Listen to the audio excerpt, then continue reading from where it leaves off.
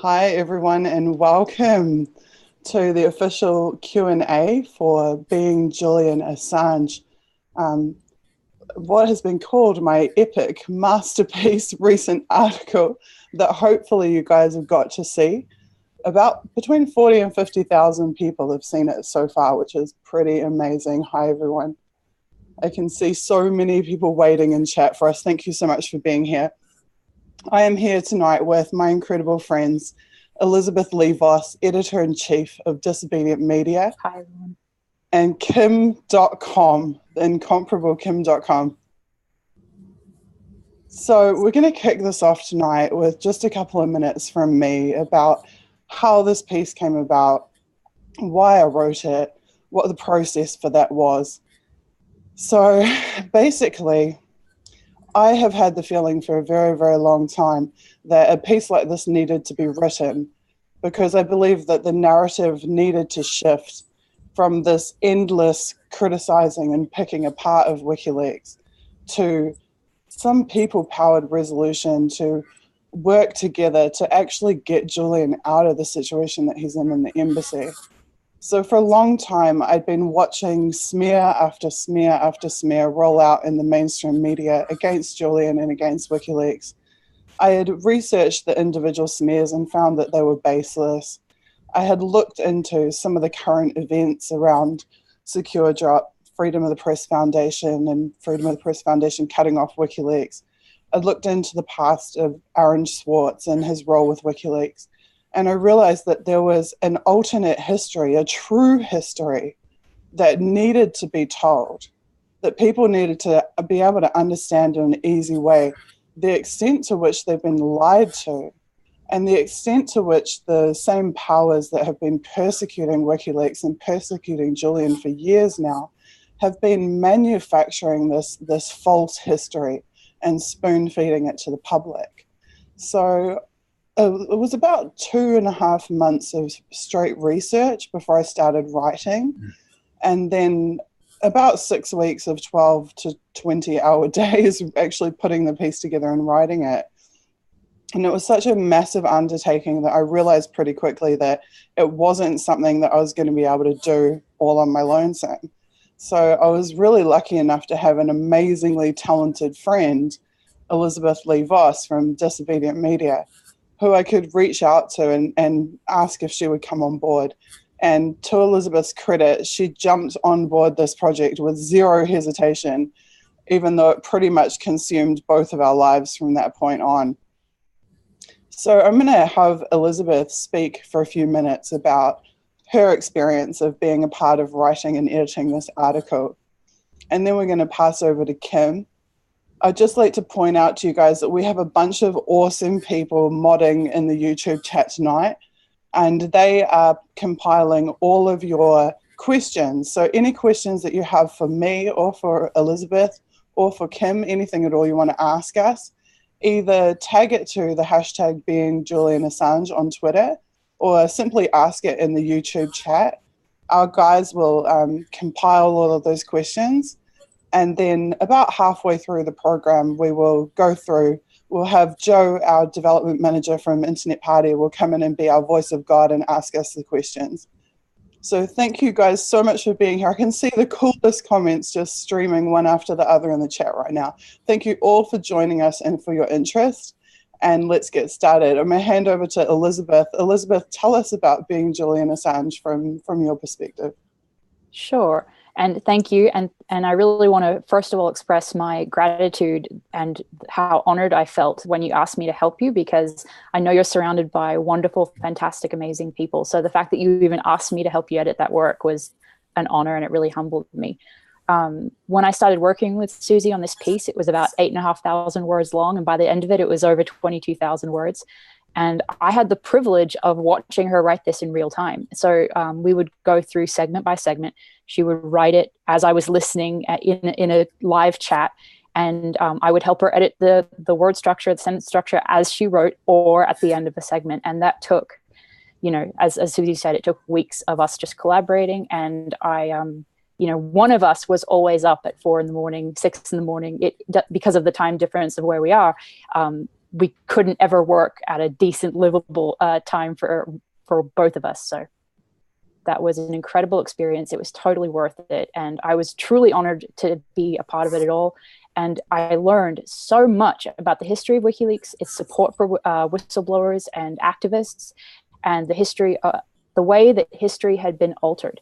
Amazed me, because I consider myself somebody who does support WikiLeaks and Julian Assange and the activists that they support, but I didn't have a clue about 90% of the history that I learned just as Susie wrote this work. It was incredible.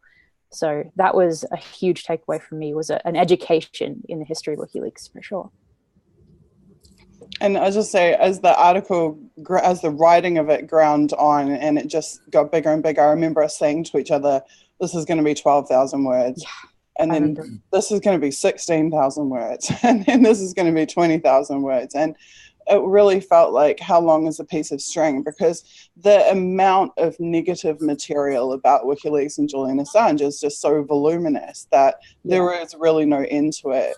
And as I mentioned in an interview yesterday, it really did feel like I could have just kept writing for a year.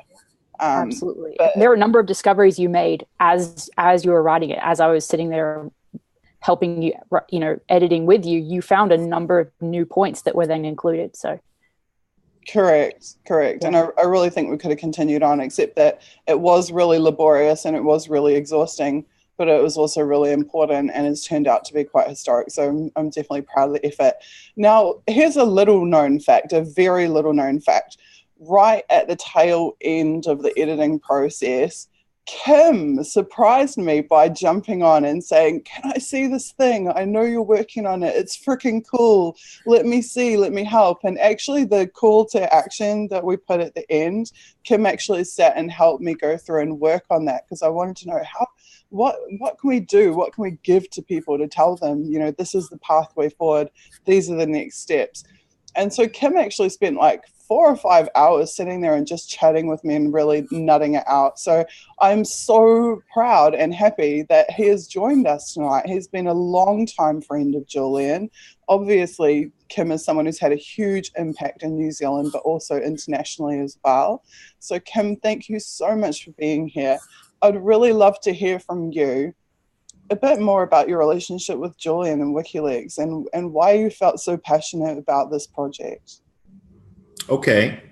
Well, thanks for having me. And I also like to say that you've written an amazing piece of truth with your Being Julian Assange story. I was very impressed by it. And anyone who reads it, if you haven't done it yet, will understand that you're not just writing a story, you're backing it up with facts, with links, with the truth that is out there. And that makes it such a powerful work. For me, my interest in WikiLeaks really started when Collateral Murder was released. The video of a US helicopter gunship flying around and killing innocent civilians and shooting at a van with children and killing journalists, and the way the attack took place, the kind of video game-like commentary from the operators that were actually shooting at these people, talking about, light them up and boom, got them, this kind of talk that you only know from video games. And before that video was released, I already knew in my heart that the whole reason to go into that war in the first place was a complete fabrication. That there are WMDs in Iraq, that, we have to go to this war because otherwise the world is going to be destroyed by terrorist forces that work with Saddam Hussein, and the lies of Colin Powell in the United Nations, which I watched live. And it was just so obvious to me that this is another war that we are getting dragged into based on lies. So when WikiLeaks released that video and later, much more detail about the background to this war and other wars, I was like, this is something that we don't get anywhere else. We don't get it in the mainstream media. The TV stations are not telling us this stuff. There's very little critical reporting. And over the last decade, we have seen that critical reporting fade away even more. It all almost disappeared now. And you have media that is completely obedient to the deep state and compliant with the efforts to cover up the bad things that the government does. And WikiLeaks to me became this last beacon of hope that we will find out the truth, that we will be told the truth. And that's why I started supporting WikiLeaks first in my circle of friends and with my business contacts, and I pointed them to WikiLeaks and told them about Julian Assange, but then also more involved, where I became a large donor to WikiLeaks and donated money from both myself and my company Mega Upload back in the day. And I have been following the story of Julian Assange and WikiLeaks from that time on. And I have to say, having in-depth knowledge about everything that WikiLeaks does and how they do it, it's so painful to see what the deep state in the United States has managed to do to this man, to discredit him, to try and weaken his voice so that people will not see him as someone who is disclosing truth and opening our eyes, but someone who is somehow weird, a criminal, a rapist, all these stories that were created and designed by a 300-man strong task force that we all know about now in the United States, in the Pentagon, in the CIA. And all they do day in and day out is work on destroying WikiLeaks, work on finding out who the members of WikiLeaks are, who the supporters of WikiLeaks are, and then use the might of their agencies to go after those people. Aaron Swartz was one good example. He was very outspoken about WikiLeaks, and in the background, he supported WikiLeaks quite a bit.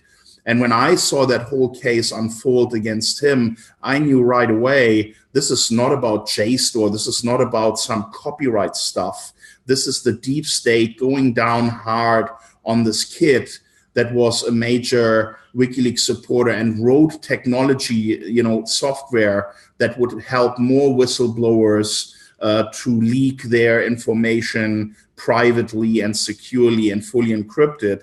So I knew right away, it has the whole pattern of deep state and government behavior to go after someone who is opposing their strategies of silencing people, their strategies of discrediting people, and most importantly, their strategies of keeping us from the truth. And that is really what this Being Julian Assange piece to me is all about, to show to the world that there is an agenda here, there is a modus operandi, there are operations designed to try and weaken and destroy WikiLeaks because it is telling us the truth. And if we all knew and understand the truth and its credibility, we would not support our elected officials to give more money to these organizations that wage war and kill people and cause misery around the world. We would vote for people that promise us that they're going to put an end to it. And we will never vote them into office again if they don't fulfill this promise.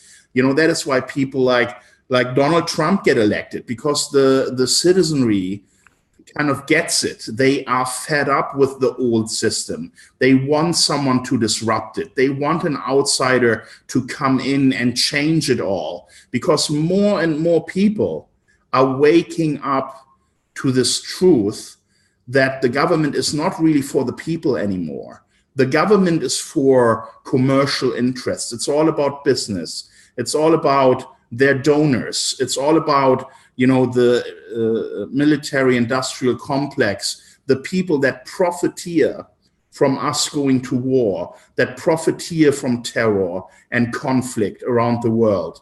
The CIA and the NSA and all these spy agencies, the entire intelligence community is really just a lobbying group for people who want to make money with war. That is what this is all about.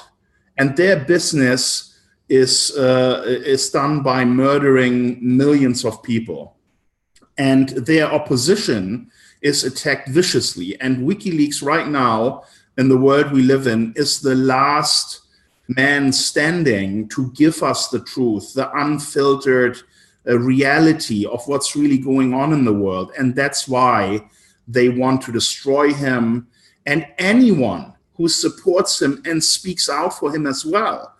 The whole reason why I am facing extradition to the United States, and I've been raided in a military-style fashion with helicopters and 72 armed men with Bushmaster rifles and attack dogs and all this stuff, was never because of a copyright case. And I think most people understand that. It was to punish me for my support of WikiLeaks and for providing donations to this man, Julian Assange. It was to punish Aaron Swartz and put him in jail for decades because he wrote the software that allowed people to leak anonymously. It is to punish anyone who speaks out for WikiLeaks and is their partners. And it's astonishing, really, how Julian Assange has managed for such a long time to stand his ground, to keep reporting the truth to us, to release all these documents, despite all of the attacks, all the hardships, all the danger that his family, his friends, his supporters are put in. He is still there doing his job, and I admire him for that. And to me, he's one of the greatest human beings in history, because if we don't do something about the deep state and their war machine and end all of this, we are going to head with certainty into World War III. And when we are all asking ourselves in some caves a few hundred years from now, looking back at this, how it all happened, we're going to realize that it was the deep state machinery, the military-industrial complex, and that we should have listened to WikiLeaks, because they showed us, they told us all along what these people are all about. And that's what I have to say about why I'm supporting WikiLeaks, and I hope that you will join me in supporting WikiLeaks. Yeah, and Susie wrote in her article so well about the fact that, WikiLeaks is up against the greatest and most powerful forces for evil on the planet. I think that was definitely something she wrote extremely well. And that also brings me to a question I had for you, Kim, which is, how do you think people can help support WikiLeaks and truth tellers and activists that are persecuted by these forces? Well, I mean, the best thing is to utilize the internet. The internet is actually the biggest enemy of the deep state, because it allows us to communicate freely and directly and use tools, to make people aware of things. So if you link to stories like the one that Susie wrote, and if you speak about it and give her the voice that she needs to educate more people about why Julian Assange is such a controversial figure in the public, and what the reasoning is for the deep state to attack him in this way, with basically a propaganda war against him and WikiLeaks. Just tell people, talk about it. The great thing, as crazy as this may sound, with Brexit, with Trump, is the reality that more and more people wake up to this shit. They get it. They may not speak about it over the internet. They may not yet engage in these open discussions, but they are there and they are getting it. and they are saying we know more of this globalism bullshit and no more of these wars. And we now want to have people in power that disrupt the old corrupt system and change something. Now, Trump, unfortunately, is the only kind of agent that has emerged lately that was absolutely not a deep state candidate. I knew it right away from the start. This guy, nobody in the deep state likes him, and they all want to prevent him. And I saw when the mainstream media build up their attack against Trump that he is really not welcome by the deep state. And that's why I supported him, because he's, at least in the beginning, a great disruption that put them on the left foot. And now they are fighting him with, Mueller and all their own investigations to try and bring him down. I supported Trump because he is not one of the people that are in the inner circle of this whole deep state agenda. And, unfortunately, like with every US president in the past, over time, they grind him down, they social engineer him, and they turn him into one of their puppets. That is what they do. That's what they're good at. They fool people. They lie every day. It's their job, and it's sad to see how this hopeful candidate who said he's going to drain the swamp and he's going to change everything is now being played like a puppet by the deep state. It's very obvious, it's very visible. But here's the underlying important good news. The only reason he got into office was because people are tired of the way things are. People are getting it. There's one law for them, one law for us. It's all about the commercial interest, the money. It's not about the people anymore. And this awakening is happening, it's showing itself, and it's only going to grow. And I think over the next decade and two, we're going to see more and more people getting elected that are not the deep state candidates, that are like Trump, where people have hope that he will actually go in there and disrupt the corruption and change things. And it will become increasingly difficult for the deep state to maintain their power within politics. And that is why, and I find this the most incredible development right now in the United States, 25% of the Democratic candidates in this 2018 election are intelligence community members. They are people from the CIA, from the NSA, because the deep state realizes we can no longer rely on our puppets, because the people have been waking up to the fact we now need to put our own people into Congress and the Senate and take over power that way. And, this is an act of desperation. That is how I see it. And they realize that their power is fading, that they are getting more and more exposed, and that ultimately they might completely be destroyed because of people that understand what's going on. And one of the big motors that is driving this is WikiLeaks and Julian Assange. And everyone should support this guy 100%. Absolutely. And another aspect to adding to what you were saying about the CIA running for office as Democrats all across the country is that not only are they running for office, but as a number of really great independent media has pointed out, they're also in the media. The CIA is infiltrated and is openly now in the media. So they don't even just run, for office, they're reporting on themselves as well. So. Yeah. Well, Susie has tweeted a very telling, beautiful confession of a major mainstream media journalist who said that he became a non-official agent for the CIA, and he has described the way in which he was hired and in which the stories that he wrote and posted were basically written for him, and how he became a tool of the deep state. And, once you have knowledge like this and it's out there, you begin to realize that the greater public begins to realize that what's happening here is that the CIA is infiltrating our mainstream media and has thousands of people on their payroll around the world that are reporting the stories that they want people to see, you know? And it is quite telling when the good thing, you know, a lot of people ask me, how could you support Trump? You are fucking nuts, right?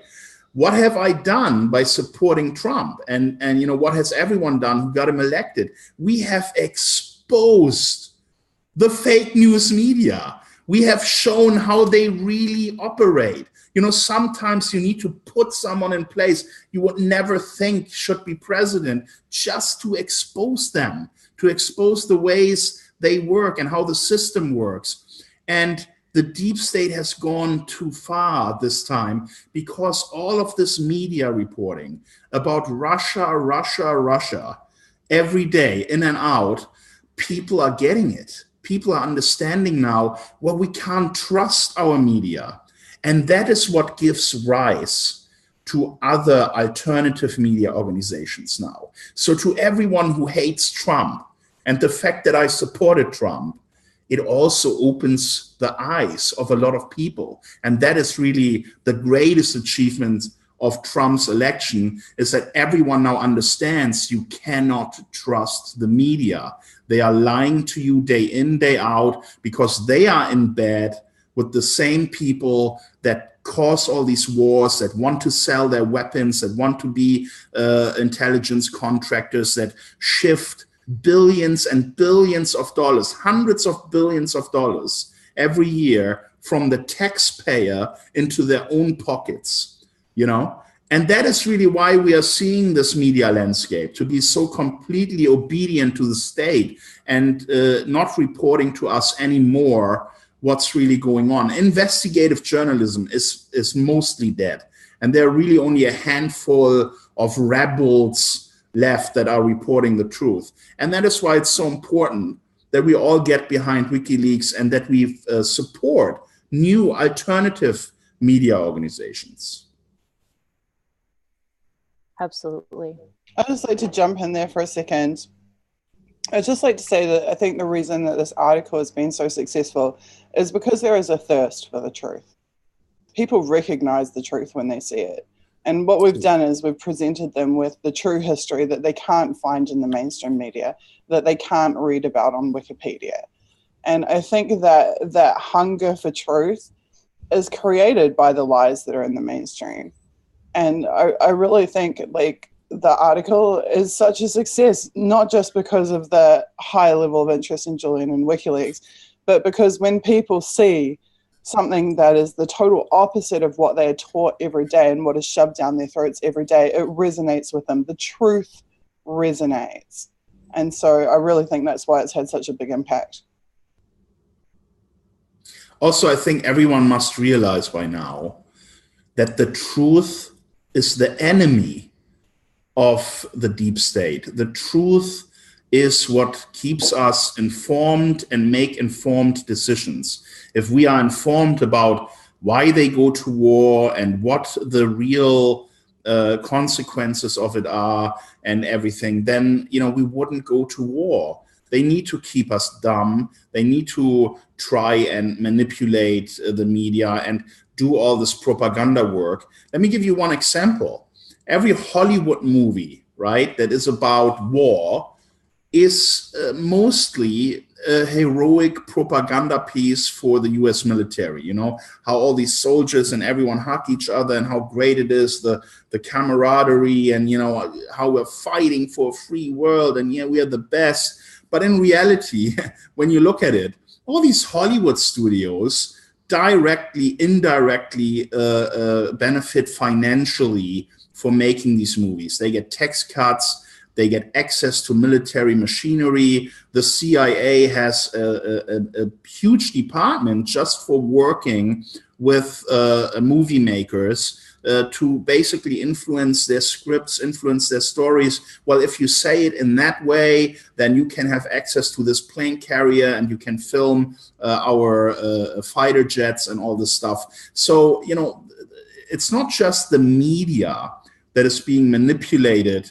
to sell us wars. It is also Hollywood that turns these wars into some kind of awesome thing that the US government does, and that the US is such a good operator globally that we should all just be happy that we have such a good force for peace and righteousness. But in reality, when you really look at the truth and you read some of these WikiLeaks documents, you see that none of it is the reality. It's all a big fake story. You know, these people that are going to war and killing millions of innocent people, they are the devil. They are evil. There's nothing righteous in what they do. But they are very sophisticated in lying to us. They have really mastered the way of manipulating the information that we get, how we get it, how we consume it, and to make us feel like, yeah, it's okay. You know, what they're doing is just for the good. I don't need my privacy. Come on, I'm doing nothing wrong. They can spy on all of us, you know, and the reason why you think that way is because they have manipulated you over decades with their propaganda in a very sophisticated way. And WikiLeaks has none of that. You know, WikiLeaks is just telling you how it is with their own words, their own documents. You know, it doesn't get more powerful than that. Definitely. And as you were saying earlier about the niche of independent media rising up in the gap that the mainstream media has left behind when they don't tell the truth, you know, if WikiLeaks didn't exist, if we didn't have these documents that they published, there couldn't be an effective independent media at all. You know, WikiLeaks and the documents they publish are the only reason that we're able to even try to get the truth out there. So. Yeah, and that's what I meant earlier when I spoke about the internet. The deep state hates the internet because it is hard to control. It is very difficult to censor and to influence, you know. And with the mainstream media, it's one channel out on the ether, on TV, boom. They can easily manipulate that, but they can't easily manipulate what's happening on the internet. And that's why this whole new generation of true news reporting has now triggered, out of fear, a real warfare against websites and against you know, internet operations that are telling you the truth. You know, and when you look at how complicit US internet companies are in working with the deep state and providing them with all the details about their users. We know this from the Snowden leaks, you know, Prism, X-Keyscore, all these tools that are being used to monitor us, but more importantly, to identify people that support organizations like WikiLeaks. They are using these powerful tools not just to go after terrorism like they all tell us. They are using it in a copyright case. My case is a copyright case. A civil case was never a criminal case. Under New Zealand law, there is no crime of online piracy.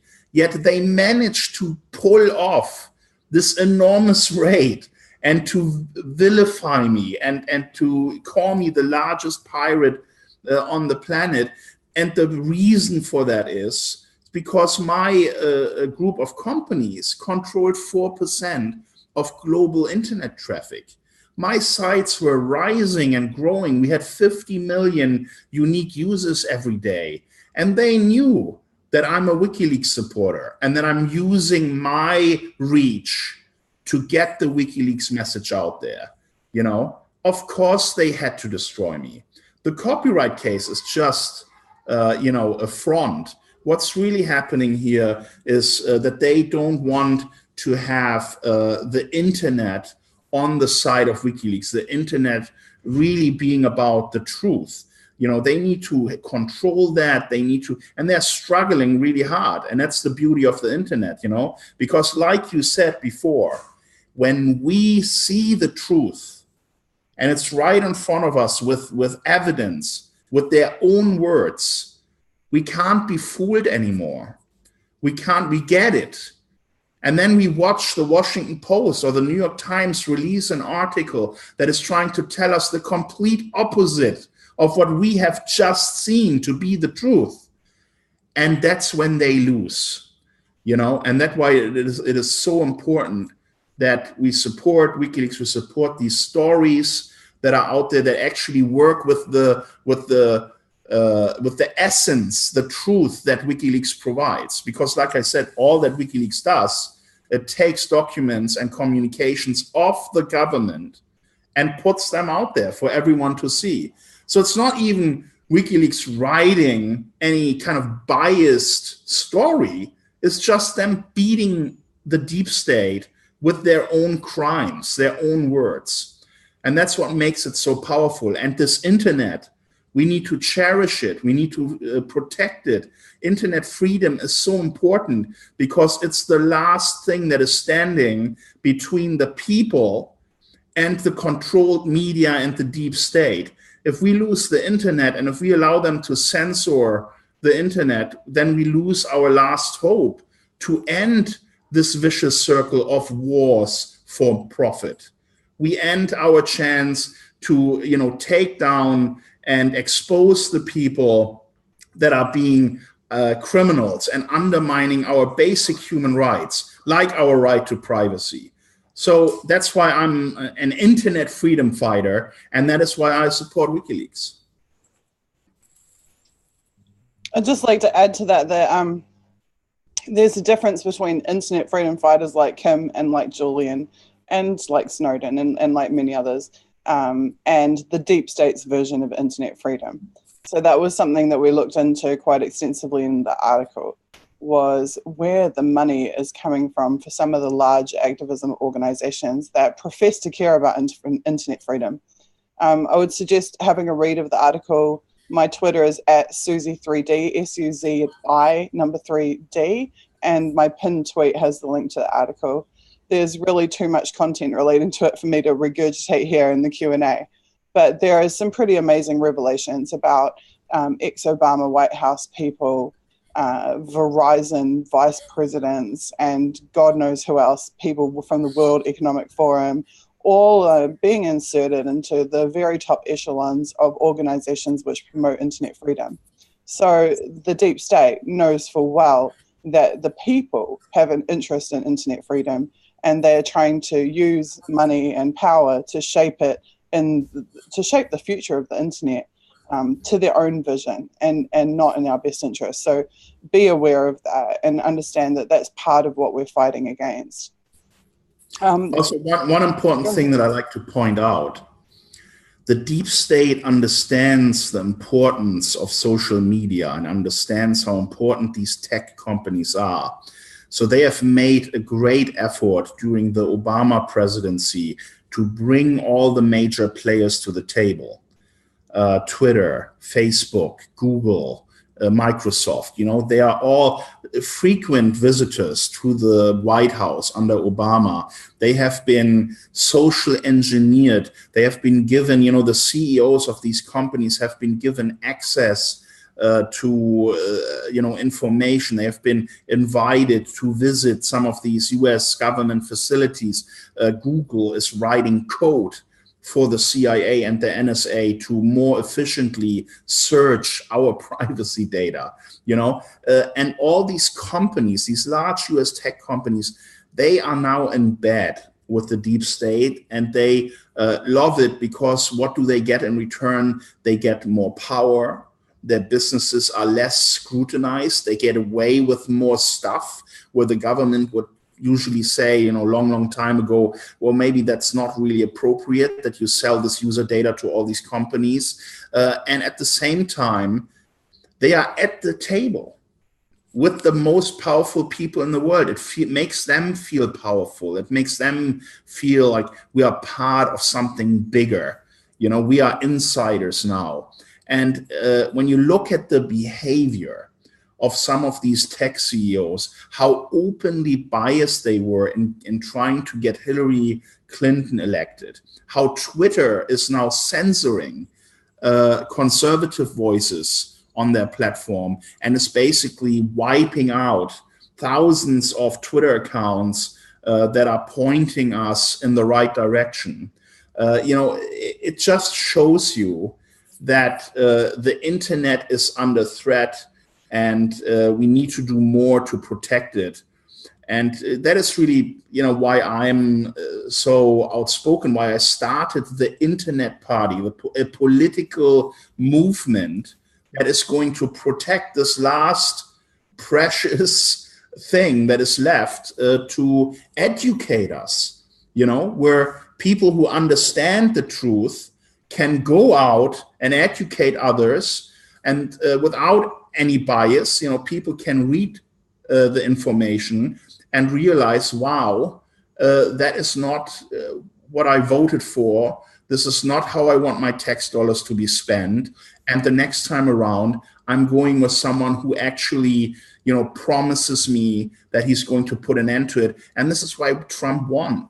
Trump didn't win because, he is a celebrity and he has made billions of dollars. He won primarily because most Americans are fed up with a corrupt system that, to one degree or another, most people don't know all the details, but they can feel, they can sense that they are getting ripped off, that the corporate power, the top 1% of Americans are running the show, and they have less money year after year.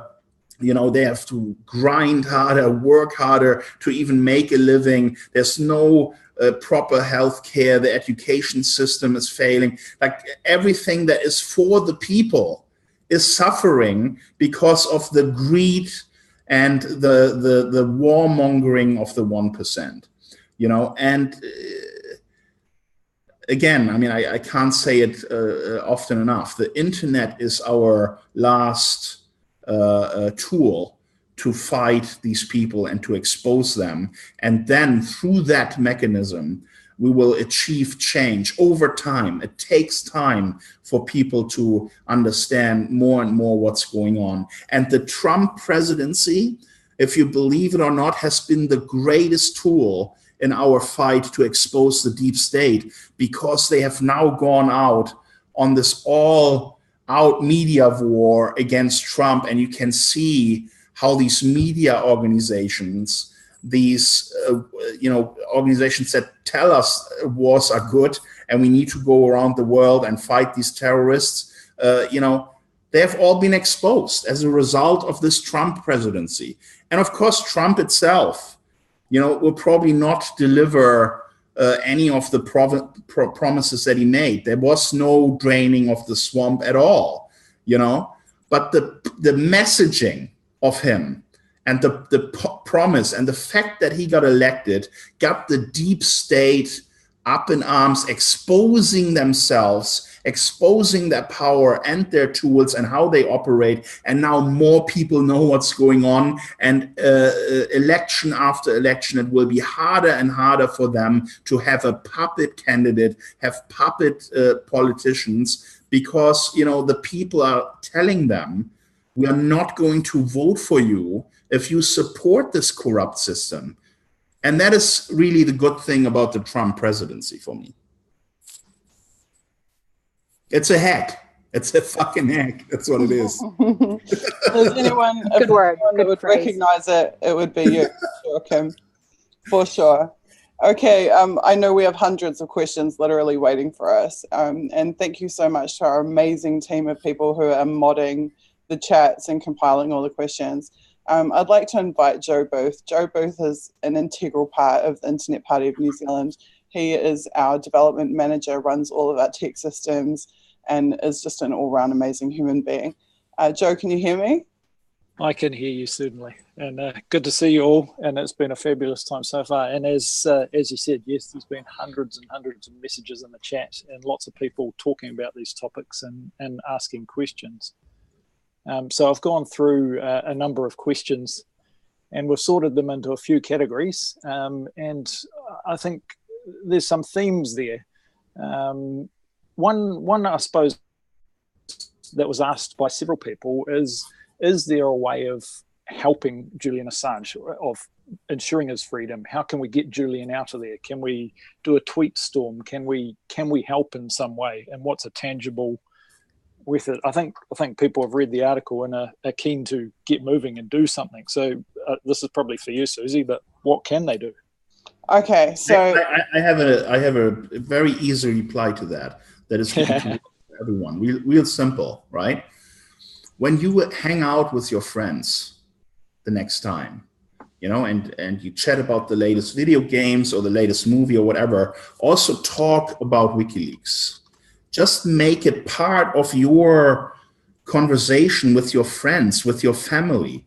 Let them know, what's happening in this world. And even if it's just half an hour, spark their interest, get them interested in what's happening and why it is important that we talk about this stuff. And the more people get it, the more change is going to take place. It's really down to us to do the legwork and tell everybody. If you have a Twitter account, support, retweet Julian's stuff, follow Julian.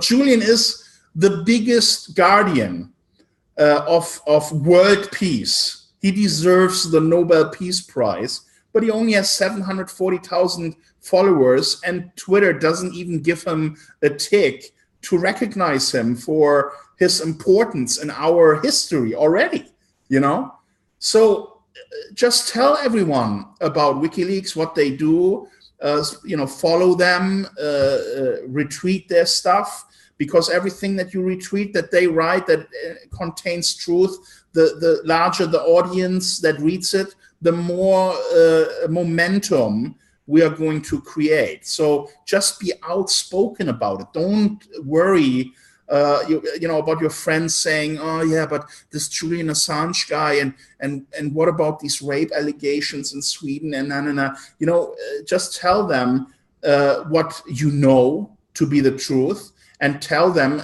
do your own homework, spend half an hour, read this story, Being Julian Assange by Susie, and more stories that she's going to write, for example, about what the deep state really is. Be involved, be active, even if you don't know all the details. Just tell people, use your brain and do your own research and read your own stuff. Don't eat this piecemeal fake news bullshit that the mainstream media is giving us for their own interests to serve the 1%. That is how you can help WikiLeaks the most. Extend the number of people that knows the truth, and by that we're going to win. I'll add a couple of things to that. Sorry, Joe. Okay, so first of all, I am a firm believer in diversity of tactics, and diversity of tactics wins. So what that means is I want you to do everything, not just one thing. I suggest a few things at the bottom of my article that you can do. You can write to the Freedom of the Press Foundation and tell them to restore the funding channel to WikiLeaks, which I proved in the article was originally established to protect members of the public who are donating to WikiLeaks, not just to help WikiLeaks, but to protect all of us from legal jeopardy. So that's one very basic thing that you could do to help. Simply send an email to Freedom of the Press and tell them that that funding channel needs to be restored. But there are some other suggestions in my article. But what I really want you guys to do is to show some initiative. It's actually not beneficial for us to have a centralized organization that can be infiltrated or messed with or sabotaged. It's far more powerful if people all around the world take action on their own initiatives and on their own ideas. So petition your MPs, have marches, have vigils, spread information far and wide, donate to WikiLeaks, donate to Courage Found, follow not just WikiLeaks, but all of the whistleblowers who WikiLeaks supports. Just come up with do banner drops, do light projections on buildings, do guerrilla stickering. I've got friends in Auckland who used to do an amazing job of creating stickers and just plastering the city with stickers. There's really simple, cheap things that you can do that give really high visibility. Just really the major crux of my article is that the entire world media has been encouraging us to sit around and argue about Julian's tweets, who Julian did or didn't talk to, what he did or didn't say, what he did or didn't tweet. And in the meantime, 18 months ago, his medical reports from his doctors warned us clearly that he is at mortal risk from his arbitrary detention, that there are serious physiological implications for the conditions that he's been living under. So what is more important, who he did or didn't tweet, what he does or doesn't think about XYZ issue, or the fact that we actually could lose him, that he actually could die? It's time to take it seriously and to understand that these silly ideological issues are a tool to divide us. They've been used for generations to divide people, to undermine the ability of people to amass and enforce the will of the people, to make the governments do what we want. So it is time to use every tactic that you can think of, take every action that you can think of to support WikiLeaks and to demand freedom for Julian Assange. I personally have the dream, as many people do, of 10,000 people converging upon the Ecuadorian embassy. That will happen of natural causes if we raise enough awareness, if we create enough impetus for freedom for Julian, if we demand it from the governments, if we keep those governments under consistent pressure, they will eventually be forced to relent, and he will be able to fly to his freedom in Ecuador. So let's all work together to do that. And feel free. I mean, I'm available every day. If you want to tell me about what you're doing, if you want help promoting stuff, I'll do everything I can to help promote it, to pass the message around to other good people. But just take whatever action you can on your own initiative to support WikiLeaks and to free Julian Assange. Yeah, totally. And one of the questions, I suppose, along those lines is: do you think that WikiLeaks would be supported more if Julian Assange wasn't at the head of it? Do you think there's this negative association that comes with Julian that is being associated with WikiLeaks and vice versa? I like to answer that, if I may. Go for it, Ken. Yeah, sure. WikiLeaks needs to be run by Julian Assange, because Julian Assange is, as a human being, the best example of the suffering that the state will put you under if you tell the truth about their crimes, if you expose them. You know, everything that Julian has been through is such a powerful journey and example for the world to see how states will go and ruin and destroy a person's reputation, lock them up in the way they have, and play ball with this guy who is just one man. You know, all these governments, Sweden, UK, the United States, working all together in concert, undermining their own judiciaries, abusing their own laws, disrespecting United Nations rulings. You know, I'm grateful that it is Julian Assange and his suffering that he is going through is really exposing what's happening here. It's incredible that all of this is happening to him, and it would happen to anyone in his place. And I don't think anyone else would have the courage that Julian has shown over the last 10 years, standing his ground, doing what he believes in. For him, it's not about money. It's not about power. It's all about educating the world about the crimes that the government commits with our tax dollars, and how they lie about it to us, to our face, how they infiltrate the media and even activist organizations to fool us. And, you know, there's no one better than Julian Assange to carry that forward. And the more they harm him, the more powerful he will become. It is almost, you know, his suffering is going to be recognized, and is going to, you know, if God forbid, these people kill him, or he dies in the embassy because he could not have the medical care that he deserves, and his human rights have been spit on, and that is how he vanishes, it is going to unleash a shitstorm on the deep state that they have never seen. They are completely underestimating the situation. What they are putting Julian through is making him more powerful. And that's why he needs to stay at the top of WikiLeaks and be our president-in-chief for telling the truth. Yeah, and I think that question starts in the wrong place, because I think, as Kim said, anyone who leads WikiLeaks will be attacked by the deep state and will be turned into a pariah by their efforts. So that I don't think that you can separate the deep state efforts from whoever leads WikiLeaks. So. I was going to say exactly the same thing as the two of you, except I was going to give just a little bit of historical context. Julian has let on in the long distant past that he deliberately made himself a lightning rod, and he made himself a lightning rod to protect other people who are within the organization.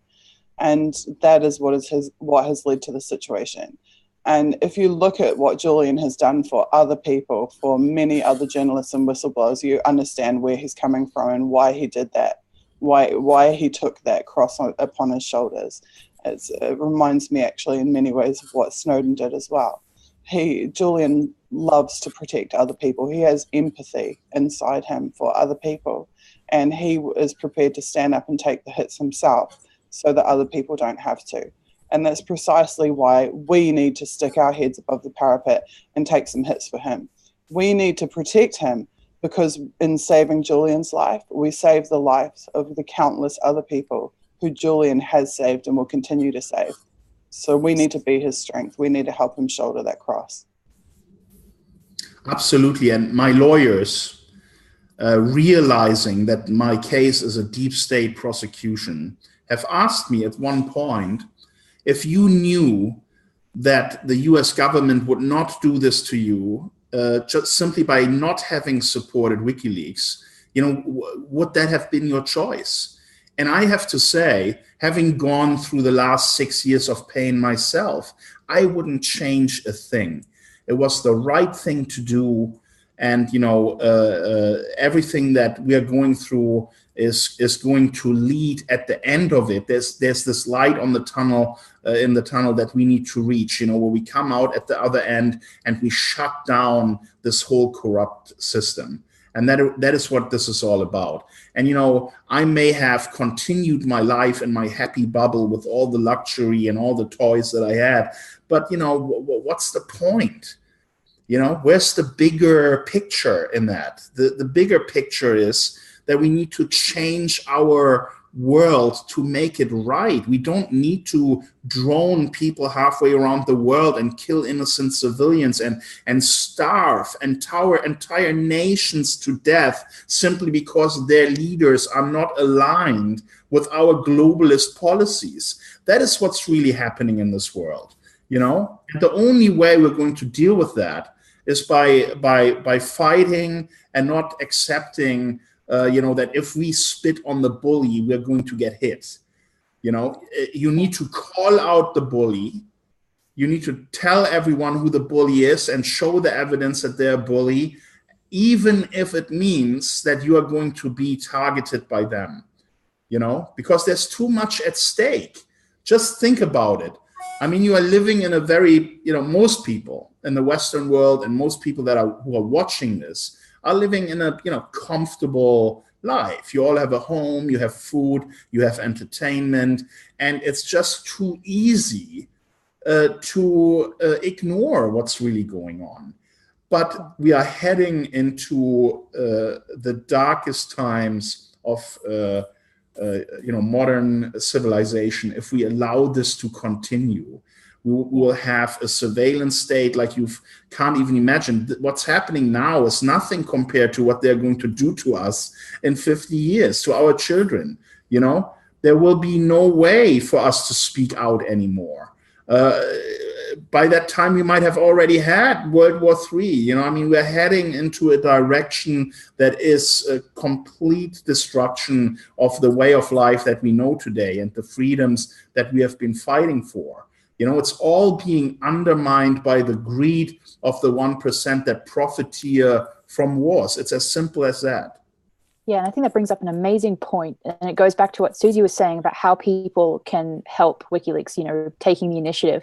I think one of the biggest barriers to doing exactly that is that people don't feel empowered. They've been sitting on the sidelines for so long, having disinformation shoved at them from the media. They have to individually, everybody who's watching has to realize that they can make a real impact and a real difference by doing what Susie said.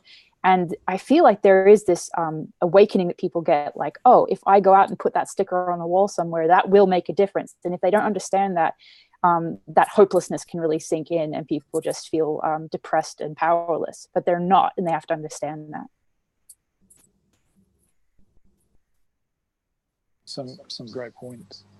One of the questions, I suppose, along that lines was, how can we unite when greed is one of the main factors behind this domination? You know, how do we free ourselves? How do we build a better society? And I suppose one of the questions for Kim is it possible to take down the deep state? Absolutely possible. Can we win this fight? Absolutely possible, and it's already happening. More and more people are getting aware. It's like I said, most people will not understand this, but getting Trump elected was a very powerful strategic move to expose the deep state and how far they are willing to go to attack a candidate and later a president that they didn't agree with.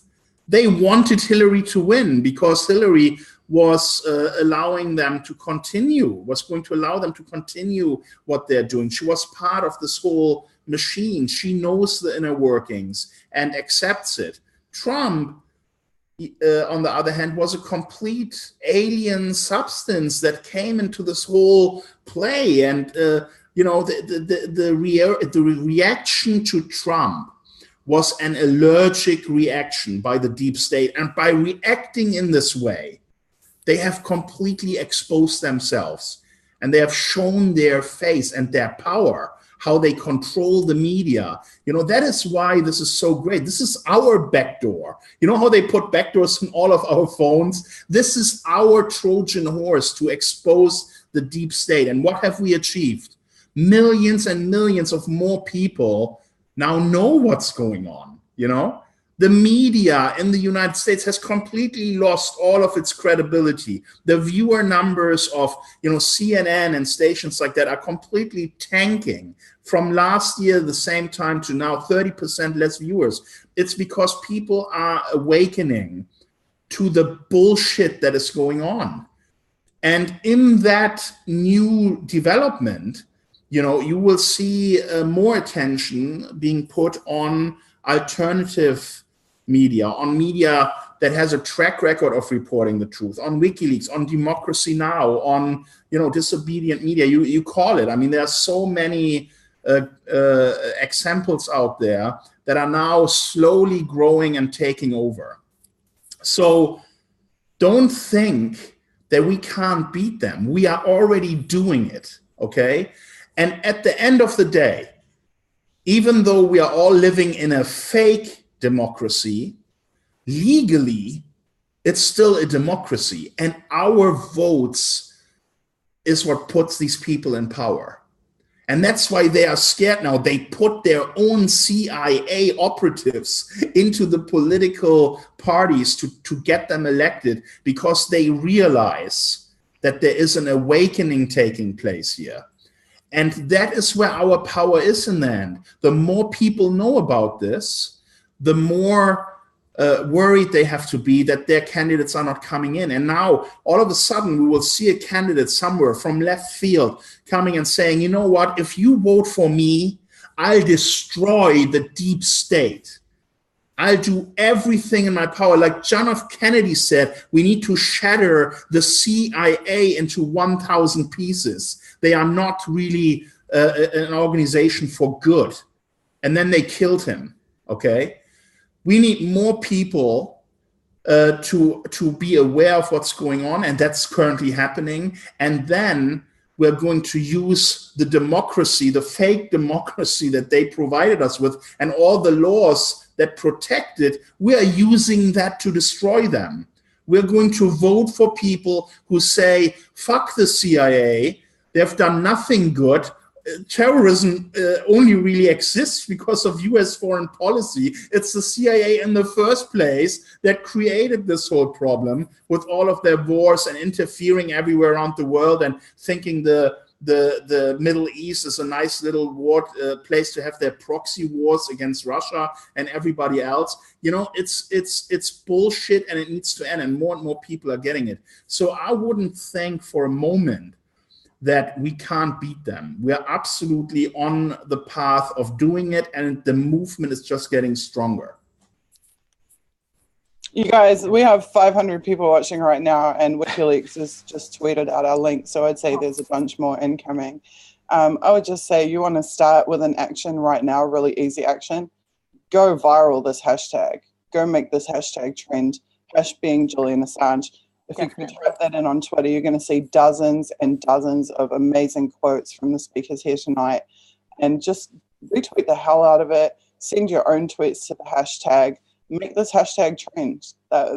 That's a very easy, very fast way to piss off the deep state. Absolutely. The public is becoming the mass journalists, the media now. We are all becoming journalists, not just people that are working in independent media, but every single person who retweets WikiLeaks or this link or the hashtag, they're all empowering themselves to fight that war that you guys are talking about. And also, it's important. It's important for everyone to understand that, you know, most people are not outspoken and courageous like us spreading the message, but they are getting it. They are reading these things. They are watching, they are getting it. They might not engage, but they are there, and their numbers are growing. And in the future, it will be increasingly difficult, more and more difficult for the deep state to install puppets that will allow them to continue with what they are doing. And that is a trend that they will not be able to stop. Absolutely. I just say, this is, people look at me and call me an investigative journalist or whatever. I just started out as a regular member of the public who saw that the mainstream media was not talking about the issues that me and my friends cared about. We're not covering our actions or our events. So we learned that we had to do it ourselves. You guys are in exactly the same shoes. Every single one of you can be a citizen journalist just by spreading information, just by writing blog posts. If you can't see your messages being represented in the media sphere, create them and circle them yourselves, you know, put them out there yourselves, amplify them yourselves. You can do this totally, and especially creating media in support of WikiLeaks. Write blog posts about your feelings about WikiLeaks and share them with your friends. Create media, create memes. Memes are awesome, people love them. You know, you guys use your creativity. Absolutely. Everyone's voice matters. It really does make a difference. Joe, do you have another question for us? I can certainly find another one. I'll find one for Elizabeth. There's a question here for you, Elizabeth. I'm just asking how your personal opinions and how your view, I suppose, view of the world has changed over time after, you know, sort of being chatting with Susie and involvement with Kim and various things. How have you has your mind been changed, or have you seen things differently? Yeah, it has. And mostly in the sense that, you know, Susie has this amazing wealth of contextual understanding about the details of the history of WikiLeaks and the people surrounding WikiLeaks, that I feel completely honored that Susie has sort of been my friend and my mentor, teaching me some of this. And editing her article was a huge learning experience. It really opened my eyes to how much, even as a supporter, how little I knew, how much I had missed out on and didn't realize I missed out on. So kind of waking up to your own ignorance can be a really, you know, good thing sometimes. And I really appreciate that things have just fallen together with Susie and I, where we collaborate on Decipher You. We worked on this article together. I've learned an immense amount, just incredible amount of information. So I'm really thankful for that. And my awakening, as Kim mentioned earlier, that his awakening sort of was the Iraq War and seeing the WMD narrative being pushed, and he knew it was false. Well, my awakening in that sense was the 2016 election. That's what inspired me to, you know, take my own voice and start becoming the media that, because as Kim said, the election showed us how off the media was, when they were days before the election saying that Hillary would win by a landslide. You know, it was just so clearly lying that's where I thought, you know, well, if they're lying this much, then somebody needs to say what's really going on. And I saw that WikiLeaks was giving us the truth, but that the mainstream media was literally on CNN telling us that we shouldn't read the WikiLeaks emails, that they were illegal to view. So that's where, you know, my friends and I stepped up and we created Distributed Media. But without WikiLeaks, that never would have happened. No way. So. Yeah. And a question, I suppose, along that line about the election was about the Russian hysteria. Was it created so that the government, through legislation, they could start to take further control of elections? There was reference to recent legislation. I'm not sure if you're to play that, but talking about whether this sort of whole play on Russian hysteria was created to, well, mean we could lock out our democratic efforts. Yeah, let me answer that, and in very simple terms. The deep state is a business. It's a business operation, okay? The Russia department of the deep state is a significant percentage of their business. Imagine if all of a sudden relations with Russia were friendly and we are at peace and we are cooperating and everything is happy. That means that this large department has to shut down or has to significantly be reduced in its numbers, which ultimately means a significant budget cut for the deep state. And obviously, they don't want that. Anything that interferes with their size and the power that they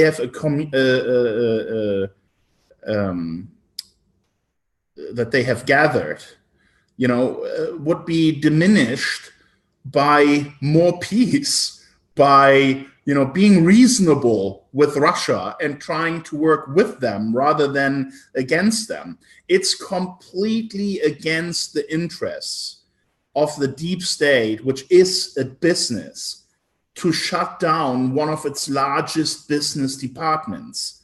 So they will keep telling us how bad Russia is.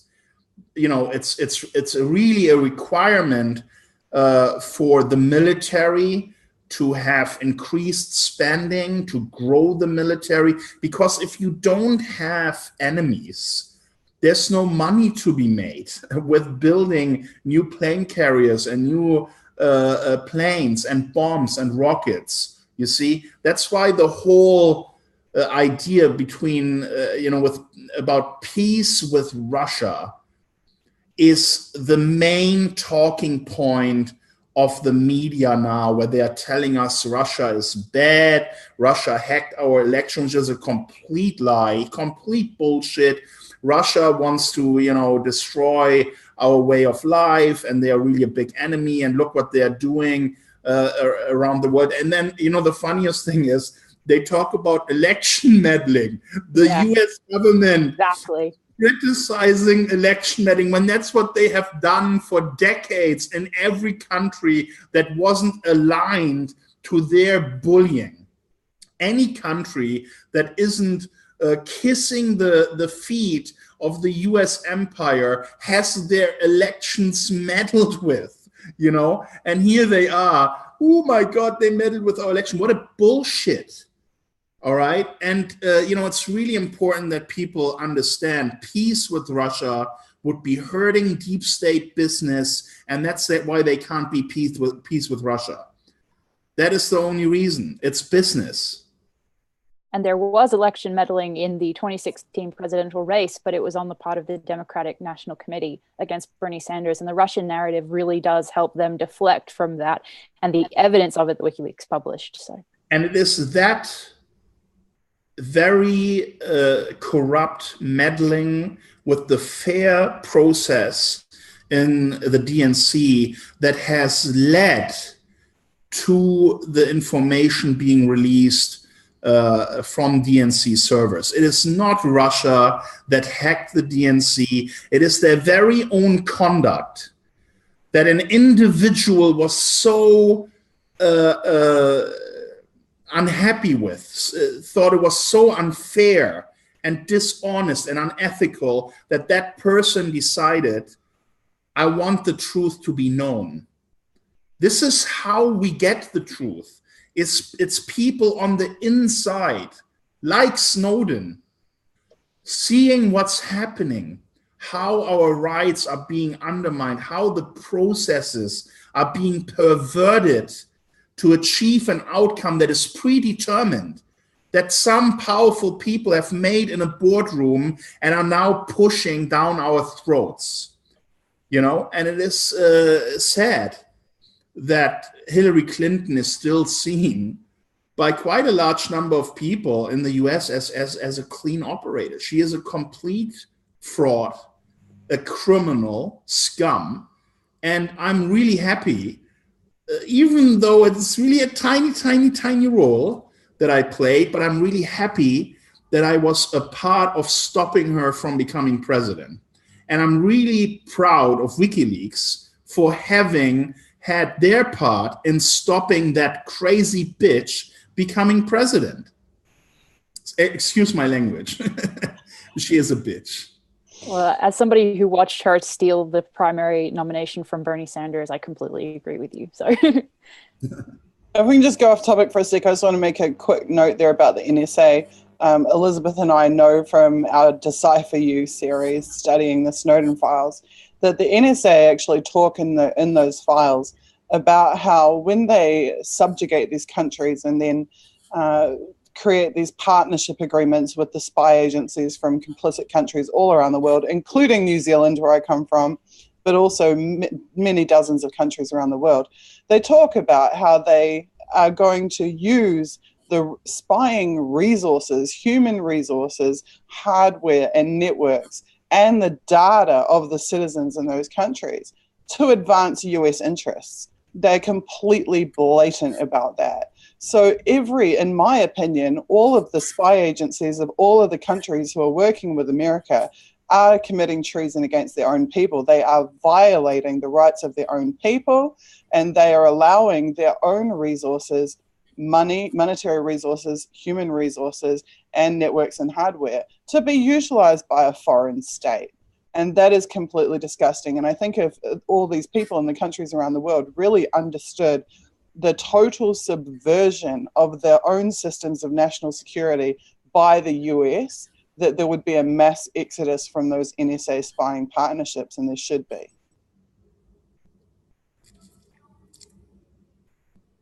Kim, I would think you would have 2 cents to put in about that. I know. Well, also, just think about how much we have achieved in the last decade. You know, let's not just talk about the frustrating stuff. Let's talk about the good stuff for a moment.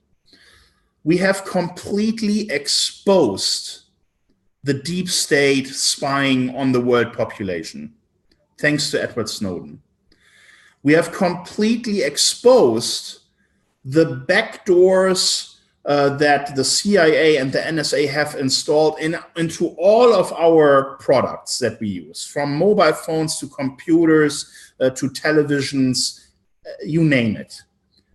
The whole world is aware about this now. We have completely exposed how political corruption is taking place with the example of the DNC, to push the candidate that is really the deep state candidate. We have exposed how dirty the US media is, which actually is owned by billionaire shareholders that are in bed with the deep states, because what they want is a protection of their assets. They want to make sure that people will be in power that are part of their circle, protecting them, giving them more benefits, more money, because they are greedy fucks and all they can think about is making more money. And also, what we have exposed and what we continue to expose all the time is how they are rigging elections around the world, how they are acting. For example, let's talk about this Russia narrative. when you really think about it and you look at the evidence, it all started with an idea in the Clinton campaign to create this dossier against Trump, that he could be influenced by Russia because, you know, he had sex with Russian prostitutes and all this stuff. They created the narrative while they were campaigning against Donald Trump. But at the same time, and now get this incredible mindfuck that they have played on the American people. At the same time, Hillary Clinton wanted Trump to be the Republican candidate and was pushing their media contacts to help Trump rise within the Republican competition so that they can later use this dossier to try and crush him and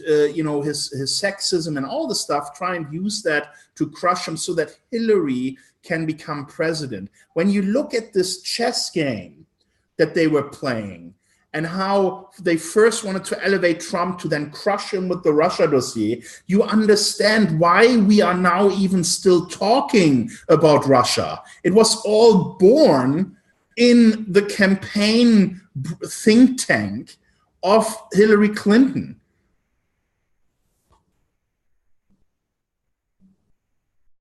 Guys, I'm just watching you completely blow up the hashtag and it's awesome. I have retweeted so many people, probably like hundreds of tweets now, that you can pretty much guarantee my account is going to be Twitter jailed any second for sending too many retweets in a short time. So I'm going to ask everyone else, you're going to have to pick it up for me, okay? Send as many tweets as you can to that hashtag and go down and retweet everybody else who's putting amazing thoughts and quotes and information. I see Somerset Bean, who's been doing graphics for WikiLeaks for years, who also did the graphics for my article actually, as well as for this event, is there pumping out infographics about Julian's situation, about WikiLeaks. So please amplify them, steal the graphics. Somerset Bean is totally happy for you to steal his graphics and propagate them all over the net, put them on other platforms, anywhere you can think of, send them to your friends, post them anywhere you can. But please blow up that hashtag, guys. Just send as many tweets as you can and amplify each other's voices. That's what it is all about. Joe, do you want to move on to some more questions? Yeah, there's plenty of off-topic questions. We'll try and find one or two that are talking about the article or things to do with that. One of the questions, I think you more or less answered it earlier, but tell us again how long it actually took you to write all this and how long the ideas have been sort of mulling about in your head. Okay, the real genesis of this article was 18 months ago when I read the medical reports about Julian, and I was shocked. I was shocked for a couple of reasons. First of all, because I've been studying everything about WikiLeaks and Julian for nearly 8 years now, 7 years. And I had never read or understood the details of the impact on him physically and physiologically and psychologically of his confinement. It was almost like a well-hidden secret, a well-kept secret. And I know now it's because Julian hates to talk about this. He doesn't want to talk about being vulnerable. He doesn't want to talk about needing help and emancipation and support. He's very much in that catch-22 situation where to admit that he's suffering makes him vulnerable to those who have caused his suffering in the first place, being empowered to, inflict even more suffering on him. But at the same time, this simply can't continue. And every year that it does, it gets worse and harder on him, on his body, literally. So I was really shocked when I read those reports and I understood the full extent of what he's been going through. Things like where they talk about how he needed a root canal in his tooth 2.5 years ago, but they can't perform it because they can't get a dentist in.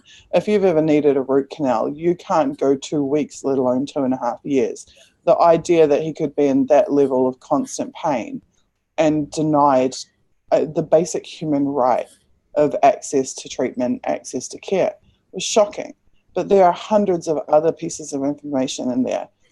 They talk about not just the physiological and health and psychological effects, but they also talk about some of the things that the police in London have been doing to just harass him.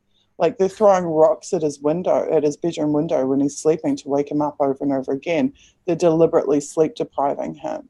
They're making him have to live in a state of never knowing what's going to happen in the next minute or 2 minutes or 5 minutes of his life.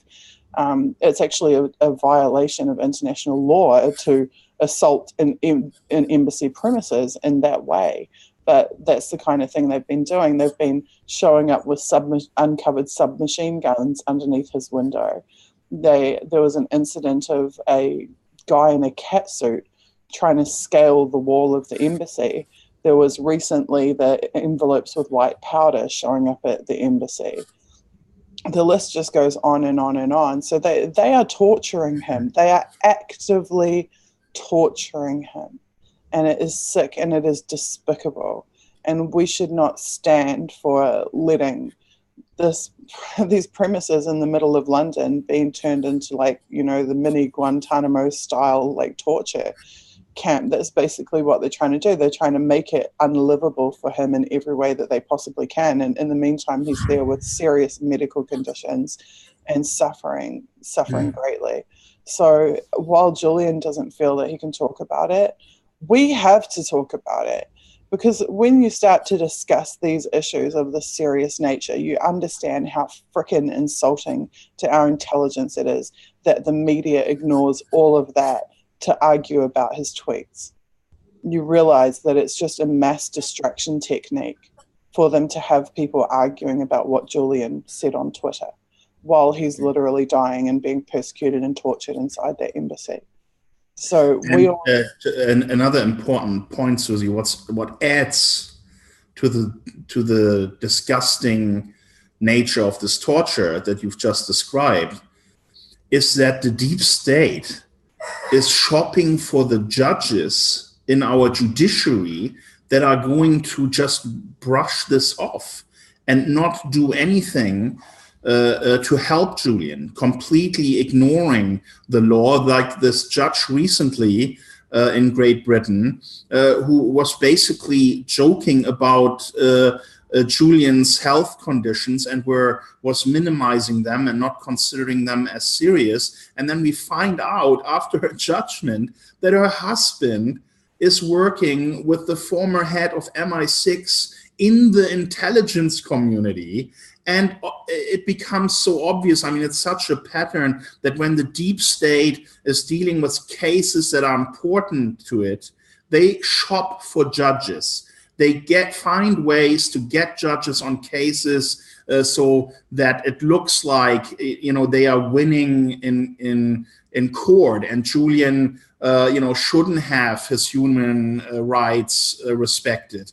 And, you know, that completely perverts the course of justice and the judiciary systems in sophisticated democracies like Great Britain. I mean, it's one of the things that I think British people are proud of, is that they have you know, a judiciary that has a history of being human rights defenders. And here they are, you know, because the world has changed so much and the deep state has infiltrated any way for us to get justice. They shop for judges. And then that judge comes into the hearing and says, oh, up until 20 minutes ago, I didn't even know that, you know, about that I'm in this case. But she was picked, and she knows she was picked. And her judgment is a complete disgrace, considering what's happening to this man, that he's slowly being killed by those who hate him, and in a very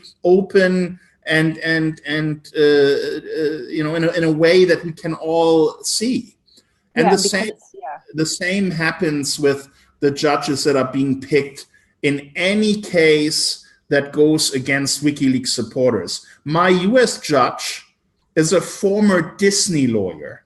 How the hell can someone who made money from Disney be the judge in a copyright case? It's ridiculous.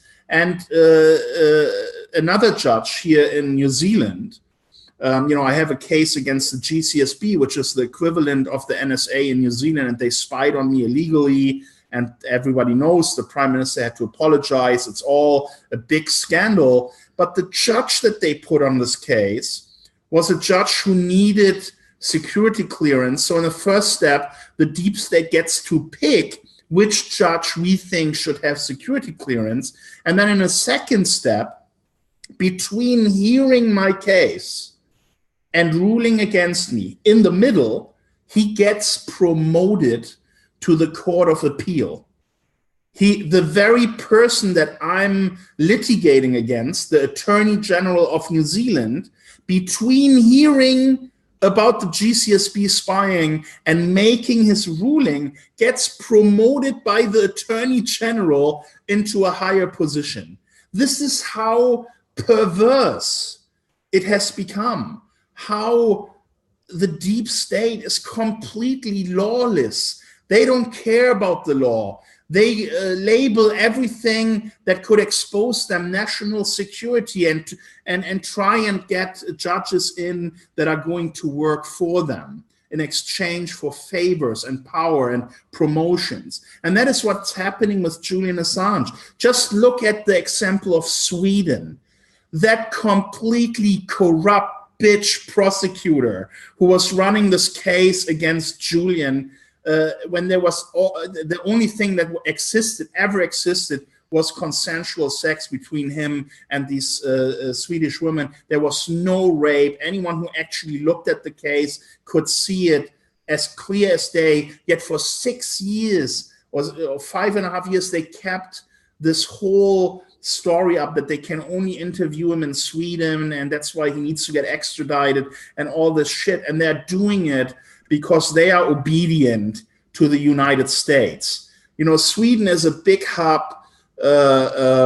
close to Russia, spying on Russia, providing signal intelligence to the United States. They have been in bed with the US deep state for the longest time. That's why North Korea is having their meeting with Trump in Sweden, you know, because the US trusts Sweden. They know they are going to do whatever they tell them to do. And when you look at all of this corruption that is going on, you know, you can only try and do your best to expose it, to tell people about it, and let everyone see it. Because when it goes to a point where we can't even trust the judiciary anymore to do the honest thing and to look at the law and to accept it, or we can't expect a country to go against a ruling in the Human Rights Tribunal in the United Nations. The United Nations that they say is there to fight for peace and human rights in the world. But in reality, when it doesn't suit their own agenda, they're just ignoring the ruling after they have participated in the hearing, made legal argument, appealed against it, made legal argument again, and then they lost, and they did nothing to honor the ruling of the United Nations. And when we reach this stage where you can't even trust your judiciary anymore to do the right thing, it's really us who have to do the right thing. It's us, the people, who have to say enough is enough. We need to replace these criminals from power. We need to do it by electing people that are going to replace these people. And that is why I started the Internet Party. And I knew it's going to take a long time, because it's a long process to educate people that have been fed this propaganda for decades, that have been lied to by the mainstream media for decades. You know, it's really hard to get through the truth anymore, because, you know, they believe what they have been told for all this time.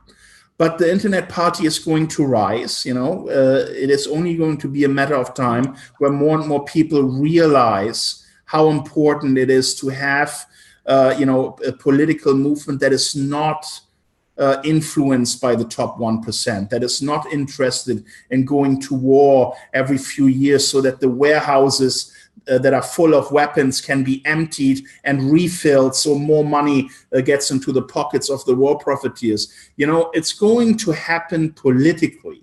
That is the goal. That is our biggest strength, because the democratic systems, the way they are, allow us to take over.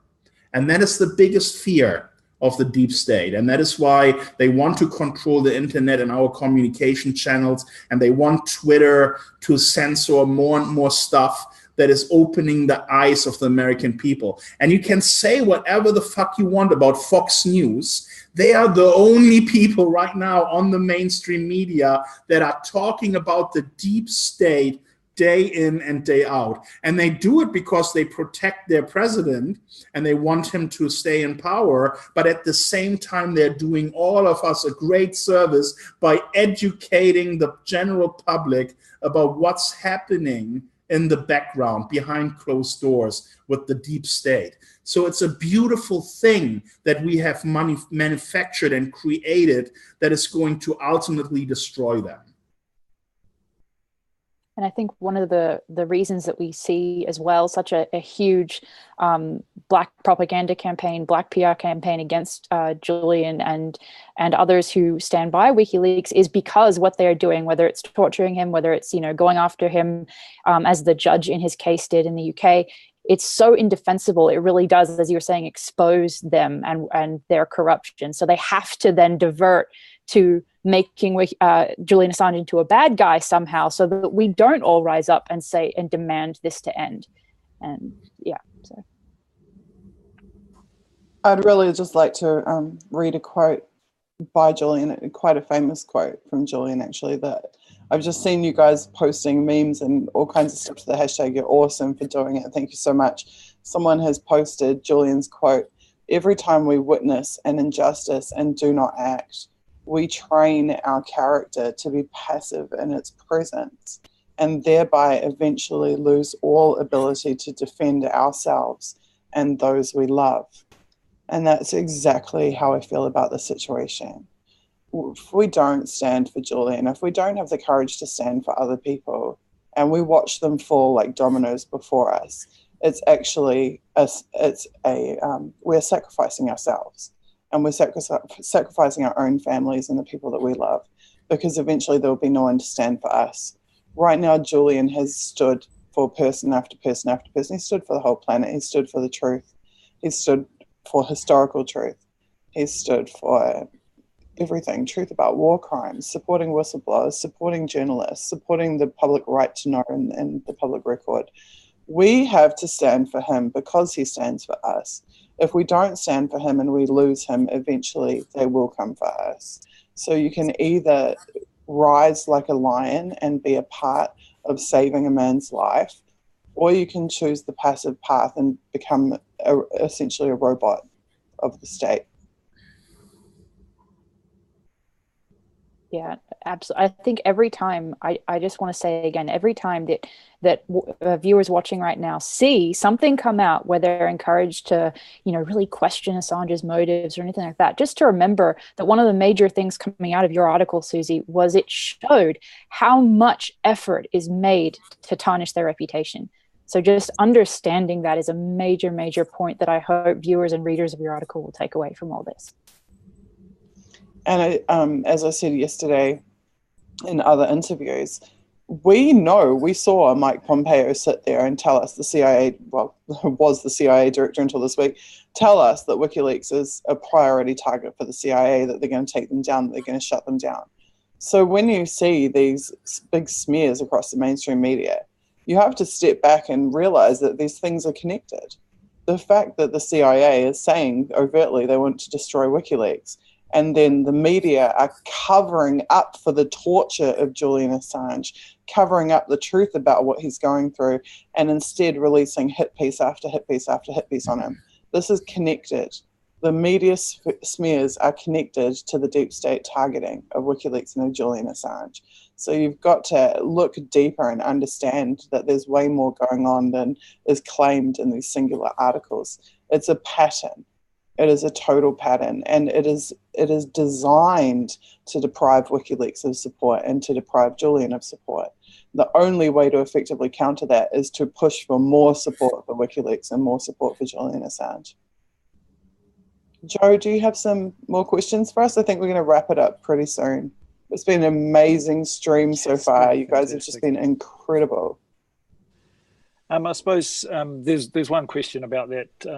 Well, does Julian Assange have an apprentice? Will his mission carry on if something happens to him? I think that's more or less asked and answered. But are there security measures in That's a hilarious place? question. That's a hilarious question because actually, in Megyn Kelly's interview of Putin, they said, "Who is your successor going to be? Are you training someone? Is there someone coming up after you?"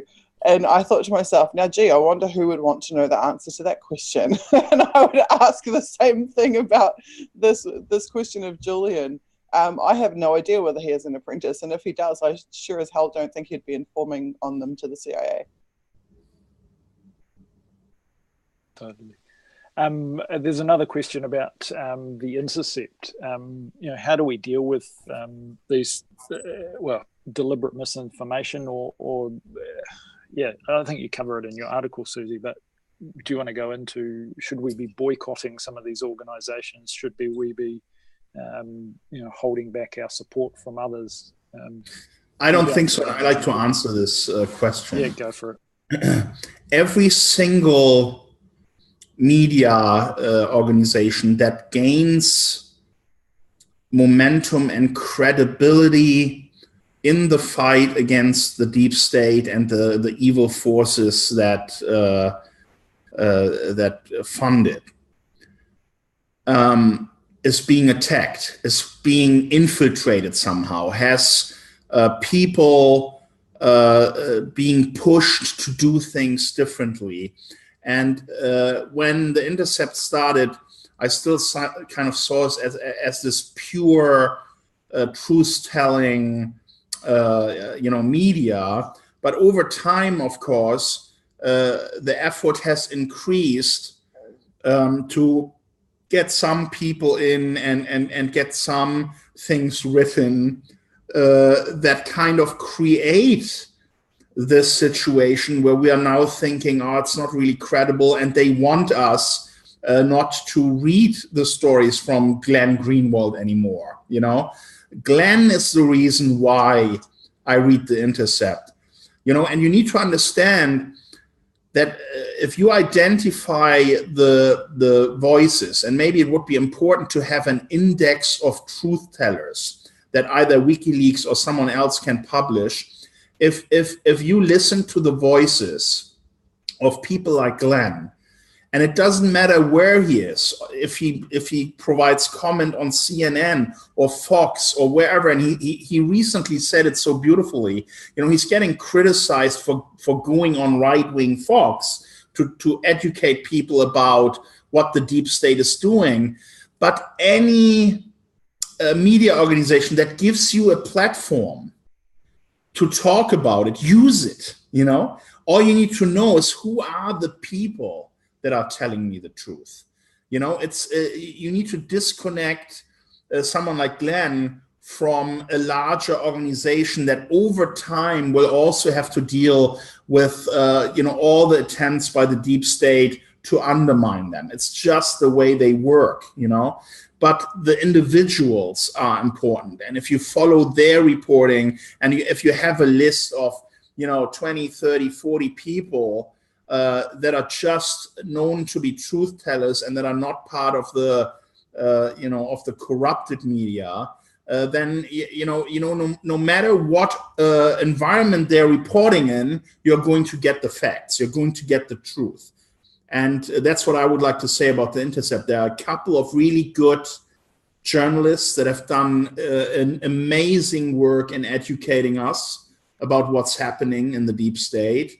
But there are some people that shouldn't be there, and that's just the reality of any organization, of any company, of any media organization. You will have some bad apples, and you can't hate on the entire organization because of it. You need to identify the individuals and follow what they are writing, and the best way to do that is really to follow them on Twitter, and to read their stories.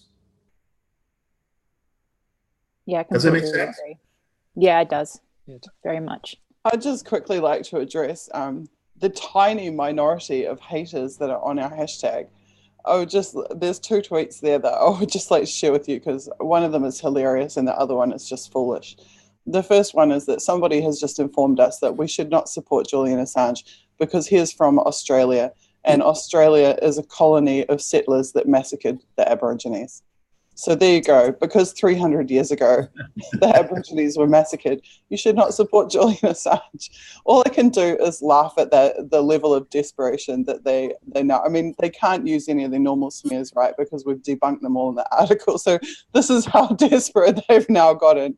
But by the way, here's another very important thing. And if you follow WikiLeaks and you read what they release, you will know this. The deep state employs their own army of social media trolls that post stuff just like this. You know, they do it all the time. They reply to certain tweets that are trying to tell us the truth, and then they add doubt in there. They make allegations. They say, oh, he's really working for the Russians, and you know, why would you listen to this crap from this guy who has this history? And it's all part of the disinformation campaign.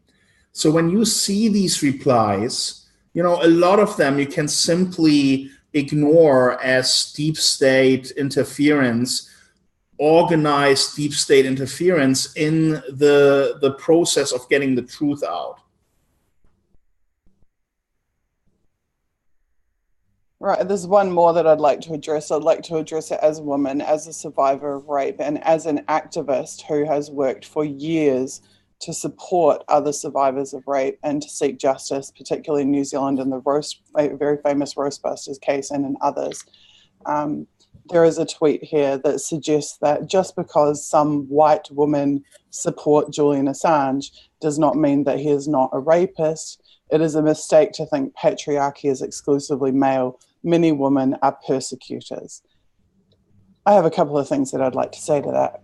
First of all, within 24 hours of the complaints being made at the police station, the entire world press was reporting simultaneously that Julian Assange was a rapist.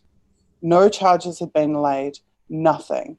And on the same day that the complaints were being filed at the police station, the entire world press was reporting on it. Do you know what happened? By the way, most importantly, the women said they have never been raped. I'm getting there. But first of all, I'd like to make this point. This was also made by Naomi Wolf at the time. This is not how it works. When a woman is genuinely raped and goes to a police station and files a complaint, this is not how it works. The entire world media, no matter who the man is given name suppression if it even makes it to court for the period of the trial. But it never is the case that the entire world press is simultaneously reporting on it on the same day that the complaint is being filed. Now, Kim is entirely correct. One of the women said outright she was not raped. And the other woman said the police made up the charges. The police were the ones who pushed for the complaint to be filed. And the police were the ones who then pushed it up the chain, and it was then leaked to the entire global media. And then the case was already dropped. The case was already dropped. It was finished because there was nothing to investigate. That was the finding of the original prosecutor who was on the case. But then the deep state made it so that Sweden would have another look at it, appointed this witch of a prosecutor for the sole purpose to persecute Julian Assange and to keep this whole thing alive. The very reason why he now is in the embassy and has been facing this extradition, which ultimately was always about the extradition to the United States. Correct. But what was done to Julian was actually a grave insult to survivors of rape around the world, because survivors of rape do not get justice. They do not get priority handling from police.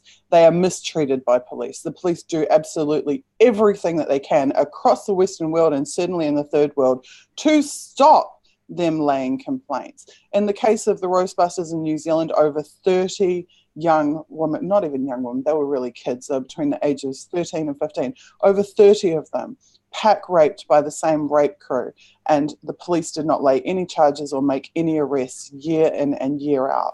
The police don't want rape cases on their statistics. The police will do everything they can to not investigate, to not charge, to not progress to a prosecution. And this is an epidemic right across the world. So it is a total insult to our intelligence and to survivors around the world that we are to believe that the police were bending over backwards to fight for justice for rape victims. This is not how it works. It is a total travesty and a total lie. And adding to that, Julian Assange actually sent, he gave police information about a child pornography ring at one point. I mean, he's worked against that type of abuse. So he has a record of that. I think that's important to understand. And obviously the press doesn't report on that at all. But I think what's also important to mention is that when the UN, United Nations human rights body, looks at this entire case and everything that happens to Julian, and then arrive at the conclusion that what's happening to him is illegal and is wrong, after they have scrutinized this rape case against him, tells you a whole lot about how credible it is. It's all a piece of shit that was created to discredit Julian, to lower the significance of his voice, because he was on the rise. His organization was on the rise, and probably the biggest threat for the deep state. And he still now is the biggest threat for those who just want to go and subvert democracy, subvert our laws, be immoral and lie to us on a daily basis and destroy all of our human rights. Those are the organizations that are attacking Julian, and I think more and more people are waking up to that fact.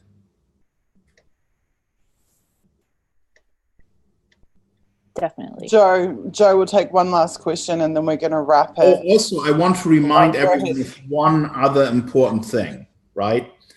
When you are working for the government as a prosecutor, in the UK, you work for the Crown.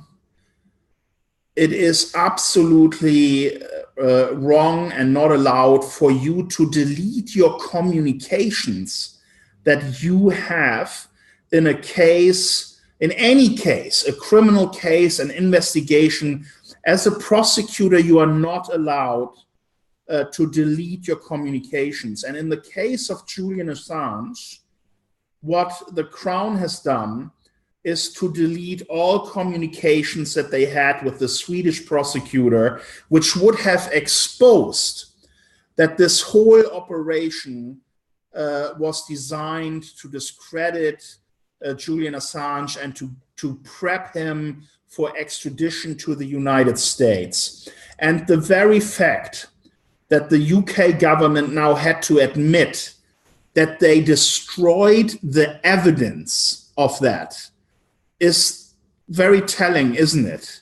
You know, whenever Julian has another victory in court and he has been grinding away and he has been winning, and you know, when he wins the discovery of these emails and they become part of the judicial process, all of a sudden all these emails are gone. In my case, the same thing. On the one hand, the Prime Minister says, well, we are the GCSB. We don't delete anything, we store it forever. And then my case comes around and the judge wants to know, well, have you preserved all the evidence? And then they tell the judge, oh, well, some of it may have been aged off, may have been deleted already, you know? And that is the clear indication that everyone needs to understand. They are doing criminal things all the time. And for them, it's as easy as deleting the emails, deleting the evidence. And the fact that they are doing it and they're getting found out just shows you that they don't respect the law. This is not about the law at all. This is about them getting their way and winning at any cost, no matter what, and even if they have to break the law. So the fact that they lose these communications and delete them on purpose just shows you how they operate. They knew they were committing crimes. They knew what they did was unlawful, and they deleted these communications so that Julian can't win in court or expose their malicious conduct. Joe, one last question. Pick the best one. There's lots of off-topic questions. I suppose one question that speaks to the mission of WikiLeaks is there any information that ever should be kept from the public? I mean, obviously you protect sources, but should information be free? Should truth come out? There is a common misconception that WikiLeaks never ever redacts anything. In fact, in the past, they have redacted names when they believed that it would put someone in jeopardy. WikiLeaks' mission is you can actually read on their website, they have a whole set of criteria that must be met in order for them to publish documents at all. So if the documents are not information that is already deliberately censored or is of historical importance, then they will not publish it. They publish whistleblower documents. They don't just publish any old junk that they get sent. So I would encourage you to go to wikileaks.org and to read their mission statement, read their criteria for submissions, and study more closely what it is exactly that they publish and why. It's also important to note that WikiLeaks has always worked in conjunction with large media organizations that they thought would, report on it truthfully without bias. And in the early days, they still did that.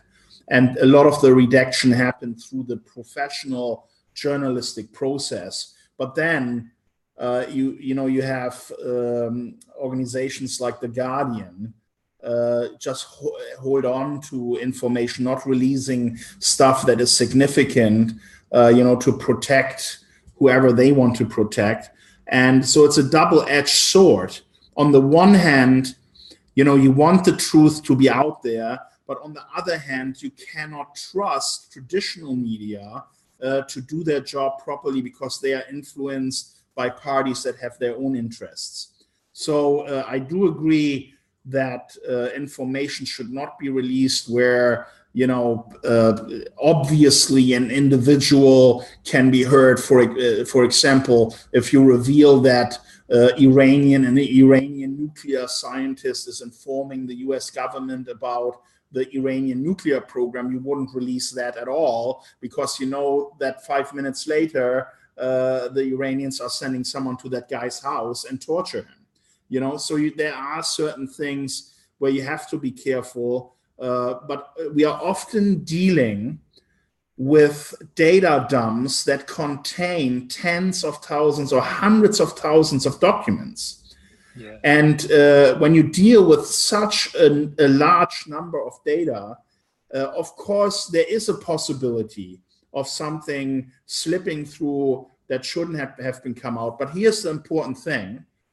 A lot of work was done also by the US government to see if any person was ever killed or hurt as a result of WikiLeaks releases. And the confirmation was that didn't happen.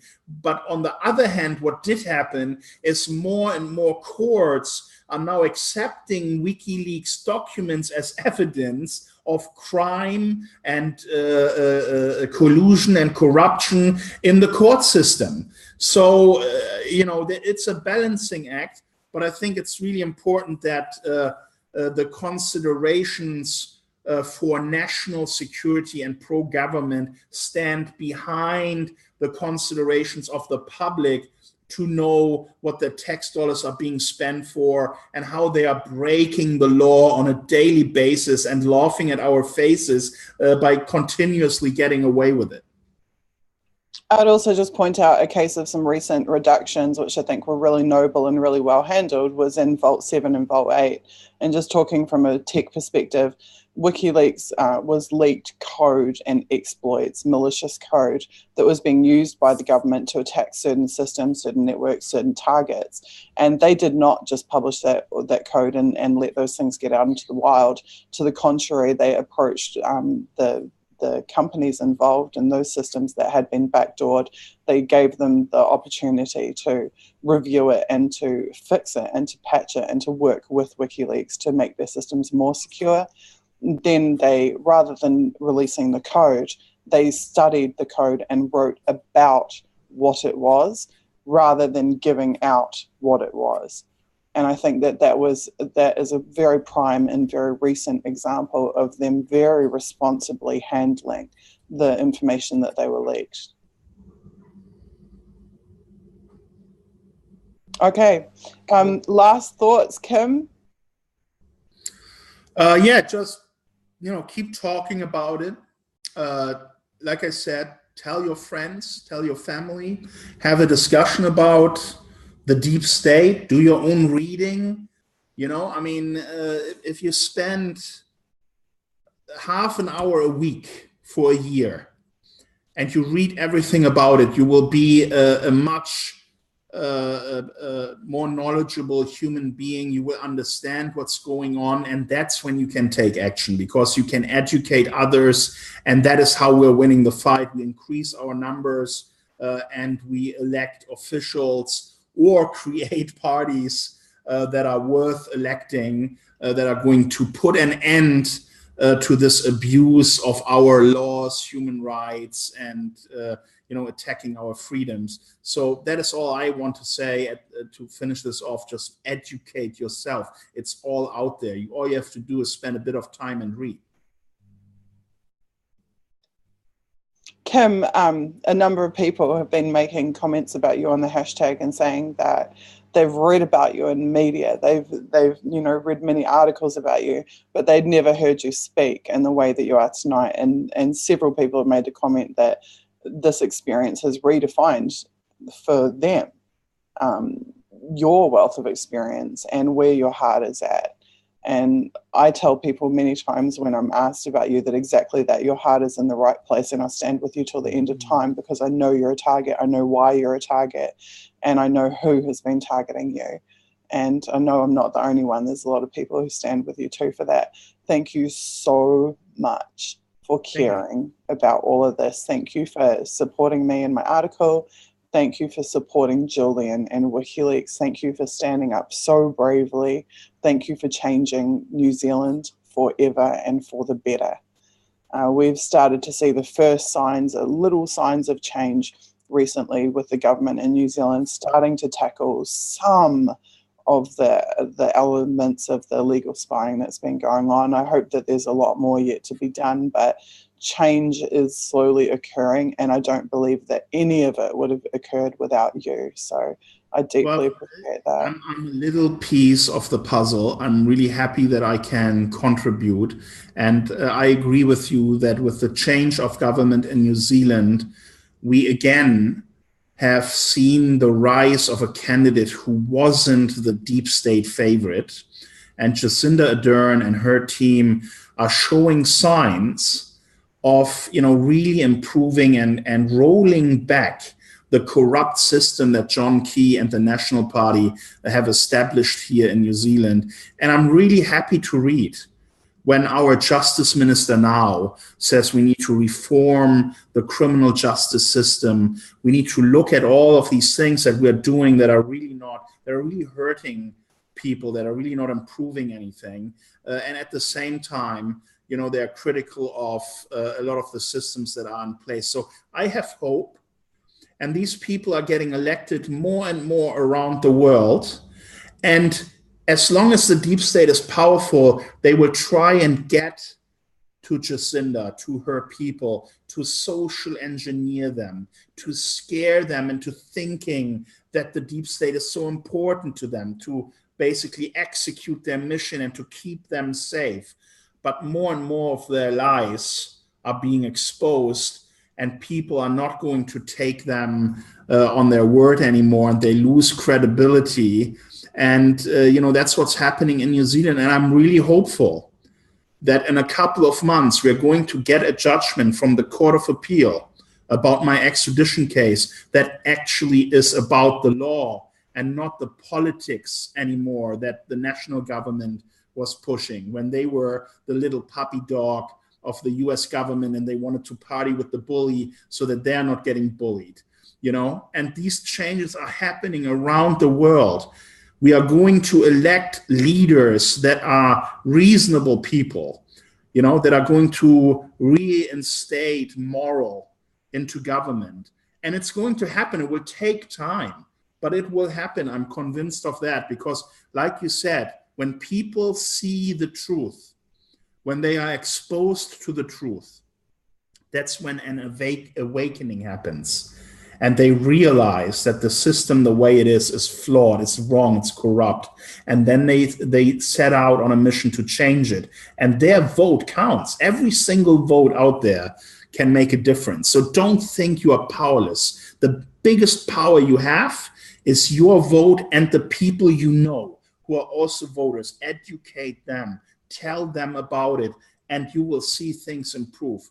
And we are seeing some of it in New Zealand. It's not perfect yet, but it's a very good start, and I'm so happy with this new government.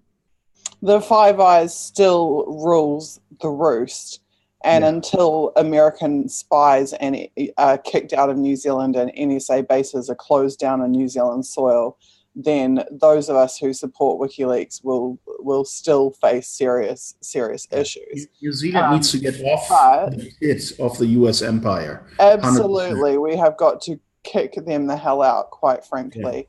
That's right. And our politicians... We can still be friends with them, trade with them. It's not about we can't be friends anymore. We just can't participate in your criminal conduct. We can't be a co-conspirator in you destroying entire nations with your fraudulent wars that are all about profit. We are New Zealanders. We are righteous people. We care about human rights. We're not going to participate in that part of your stupid game. Everything else is fine. We're happy to do business with you, but fuck off with your lying spy agencies and your stupid wars based on profit. I couldn't agree with you more on both of those counts. Thank you so much, Kim. Elizabeth, what are your final words for us? Well, first, I'd just like to thank you for bringing me onto this project. It meant a huge amount to me, and I learned an immeasurable amount of knowledge that I didn't know. But most of all, I think I'd like to say thank you to WikiLeaks, to Julian Assange, and to everyone in the smallest or the largest ways that supports him and keeps this fight going. And hopefully, through Susie's article, more and more people will pick up the sword and fight that battle for truth as well. That's what I hope. And I hope that people, as Kim said, will understand that they themselves have to wage this battle, that nobody else is going to do it for them. And, we are lucky that Julian Assange has done this and that everyone at WikiLeaks has put their life on the line to do this. But if the viewers here or the readers of Susie's article don't actually understand that they have to act as well, then nothing will change. And that's the biggest takeaway I have from Susie's piece. Okay, guys, my last few words for you is don't stop viraling the hashtag. Tweet to it every day. Make your own hashtags, tweet to them. Do whatever you can to support Julian and WikiLeaks. I had Julian's close friend, Randy Credico, chatting with me today, and I know that he was very interested in being a part of this. He's someone else who also has been facing some difficulties for his relationship with WikiLeaks, but he is a strong, loyal supporter and is standing strong through those struggles as well. Those of us who love WikiLeaks are prepared to take the same type of risks and sacrifices that Julian has because we are so inspired by what he's done, the importance and the impact on the entire globe of what he's done. Kim, do we do this event again in a month's time, in 2 months' time? Do we bring Laurie Love, who I know also wanted to participate, but unfortunately he was really sick? You know what I suggest, maybe you and Liz can do, and I mentioned it just before we started this stream. You've done such a great work on explaining the media attack on Julian. Why don't you explain to people with your sophisticated way of linking to evidence and facts how the deep state operates? You know, there is very little written in detail about how they work and what they do and examples of why they are so bad and we have to fight them. You know, maybe if you spend another 3, 4, 5 months on this project together with Liz, you guys can create the one piece that everyone on the internet can link to say, if you want to understand the deep state and how they operate, read this. Like people are now with your article, when they want to know what is really going on with this propaganda campaign against Julian Assange, you know, you can create this knowledge. For me, that's what's happening with Decipher You. So the more that we study the Snowden files, we've learned about the way that the deep state subverts the UN, the way that the intelligence agencies supply the information to the politicians who then go and give their speeches to advocate for war at the United Nations. We've learned about how technology is the future of technology, the development of technologies is completely subverted by the NSA. We've learned about how they use cutout NGOs as recruiting tools to gain new operatives to the NSA, and how academia is used. We've learned about economic spying and how they interface with economists all around the world and have these conferences so that they can exploit intelligence for economics. We've learned about the NSA customers who put the orders in to the NSA for the information, which has peeled back the layer of these agencies and what they do and started to expose the players behind them who are actually pulling the strings to get their hands on that intelligence. Put it all in one. Yes. Put it all in one big piece, you know, and explain it in a language that everyone can understand and share.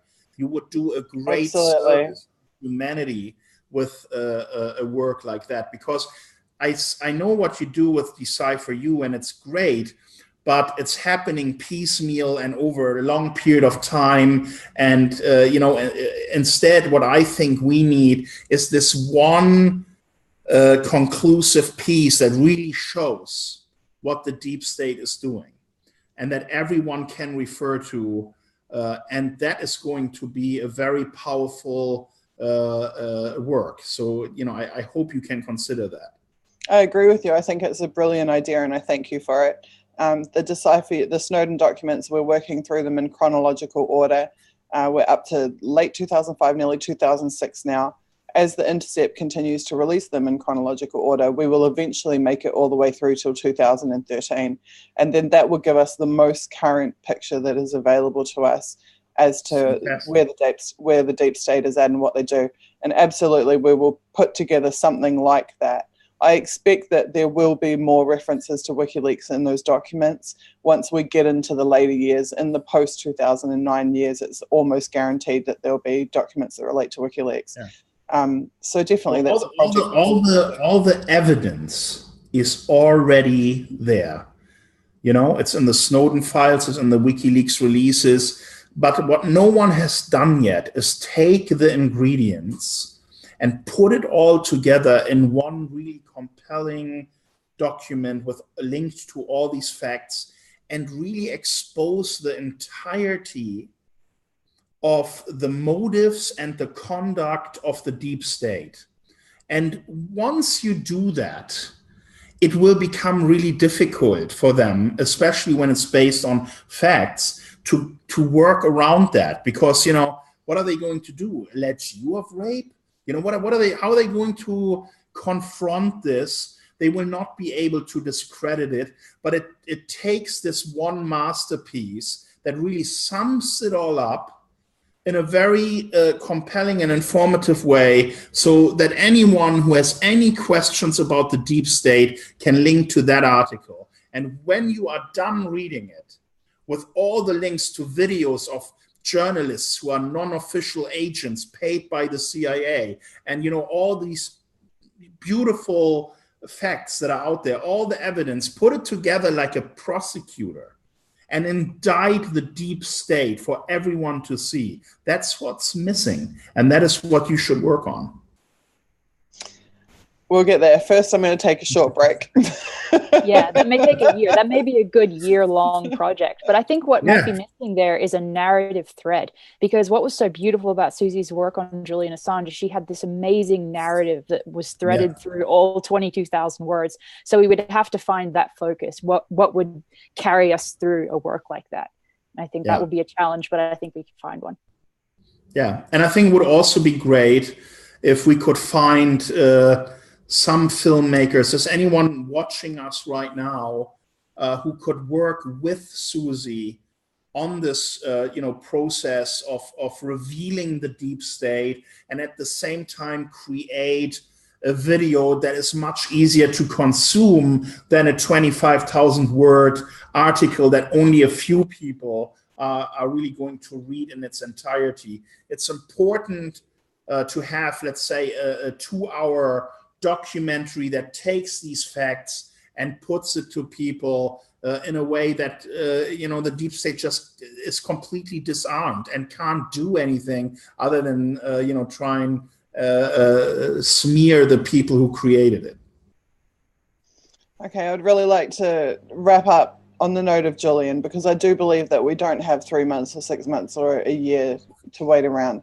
I would like you guys to take action, and I'd like you to take it now, and I can already see the beginnings of it happening. Thank you so much to everybody who has amplified this. Thank you for reading the article. Thank you for caring about it. Thank you for all the amazing positive feedback that we've had about the article and about tonight.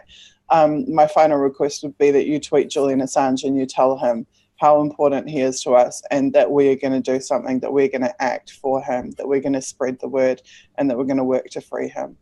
Give him that moral support, and let him see that the world really does care about him.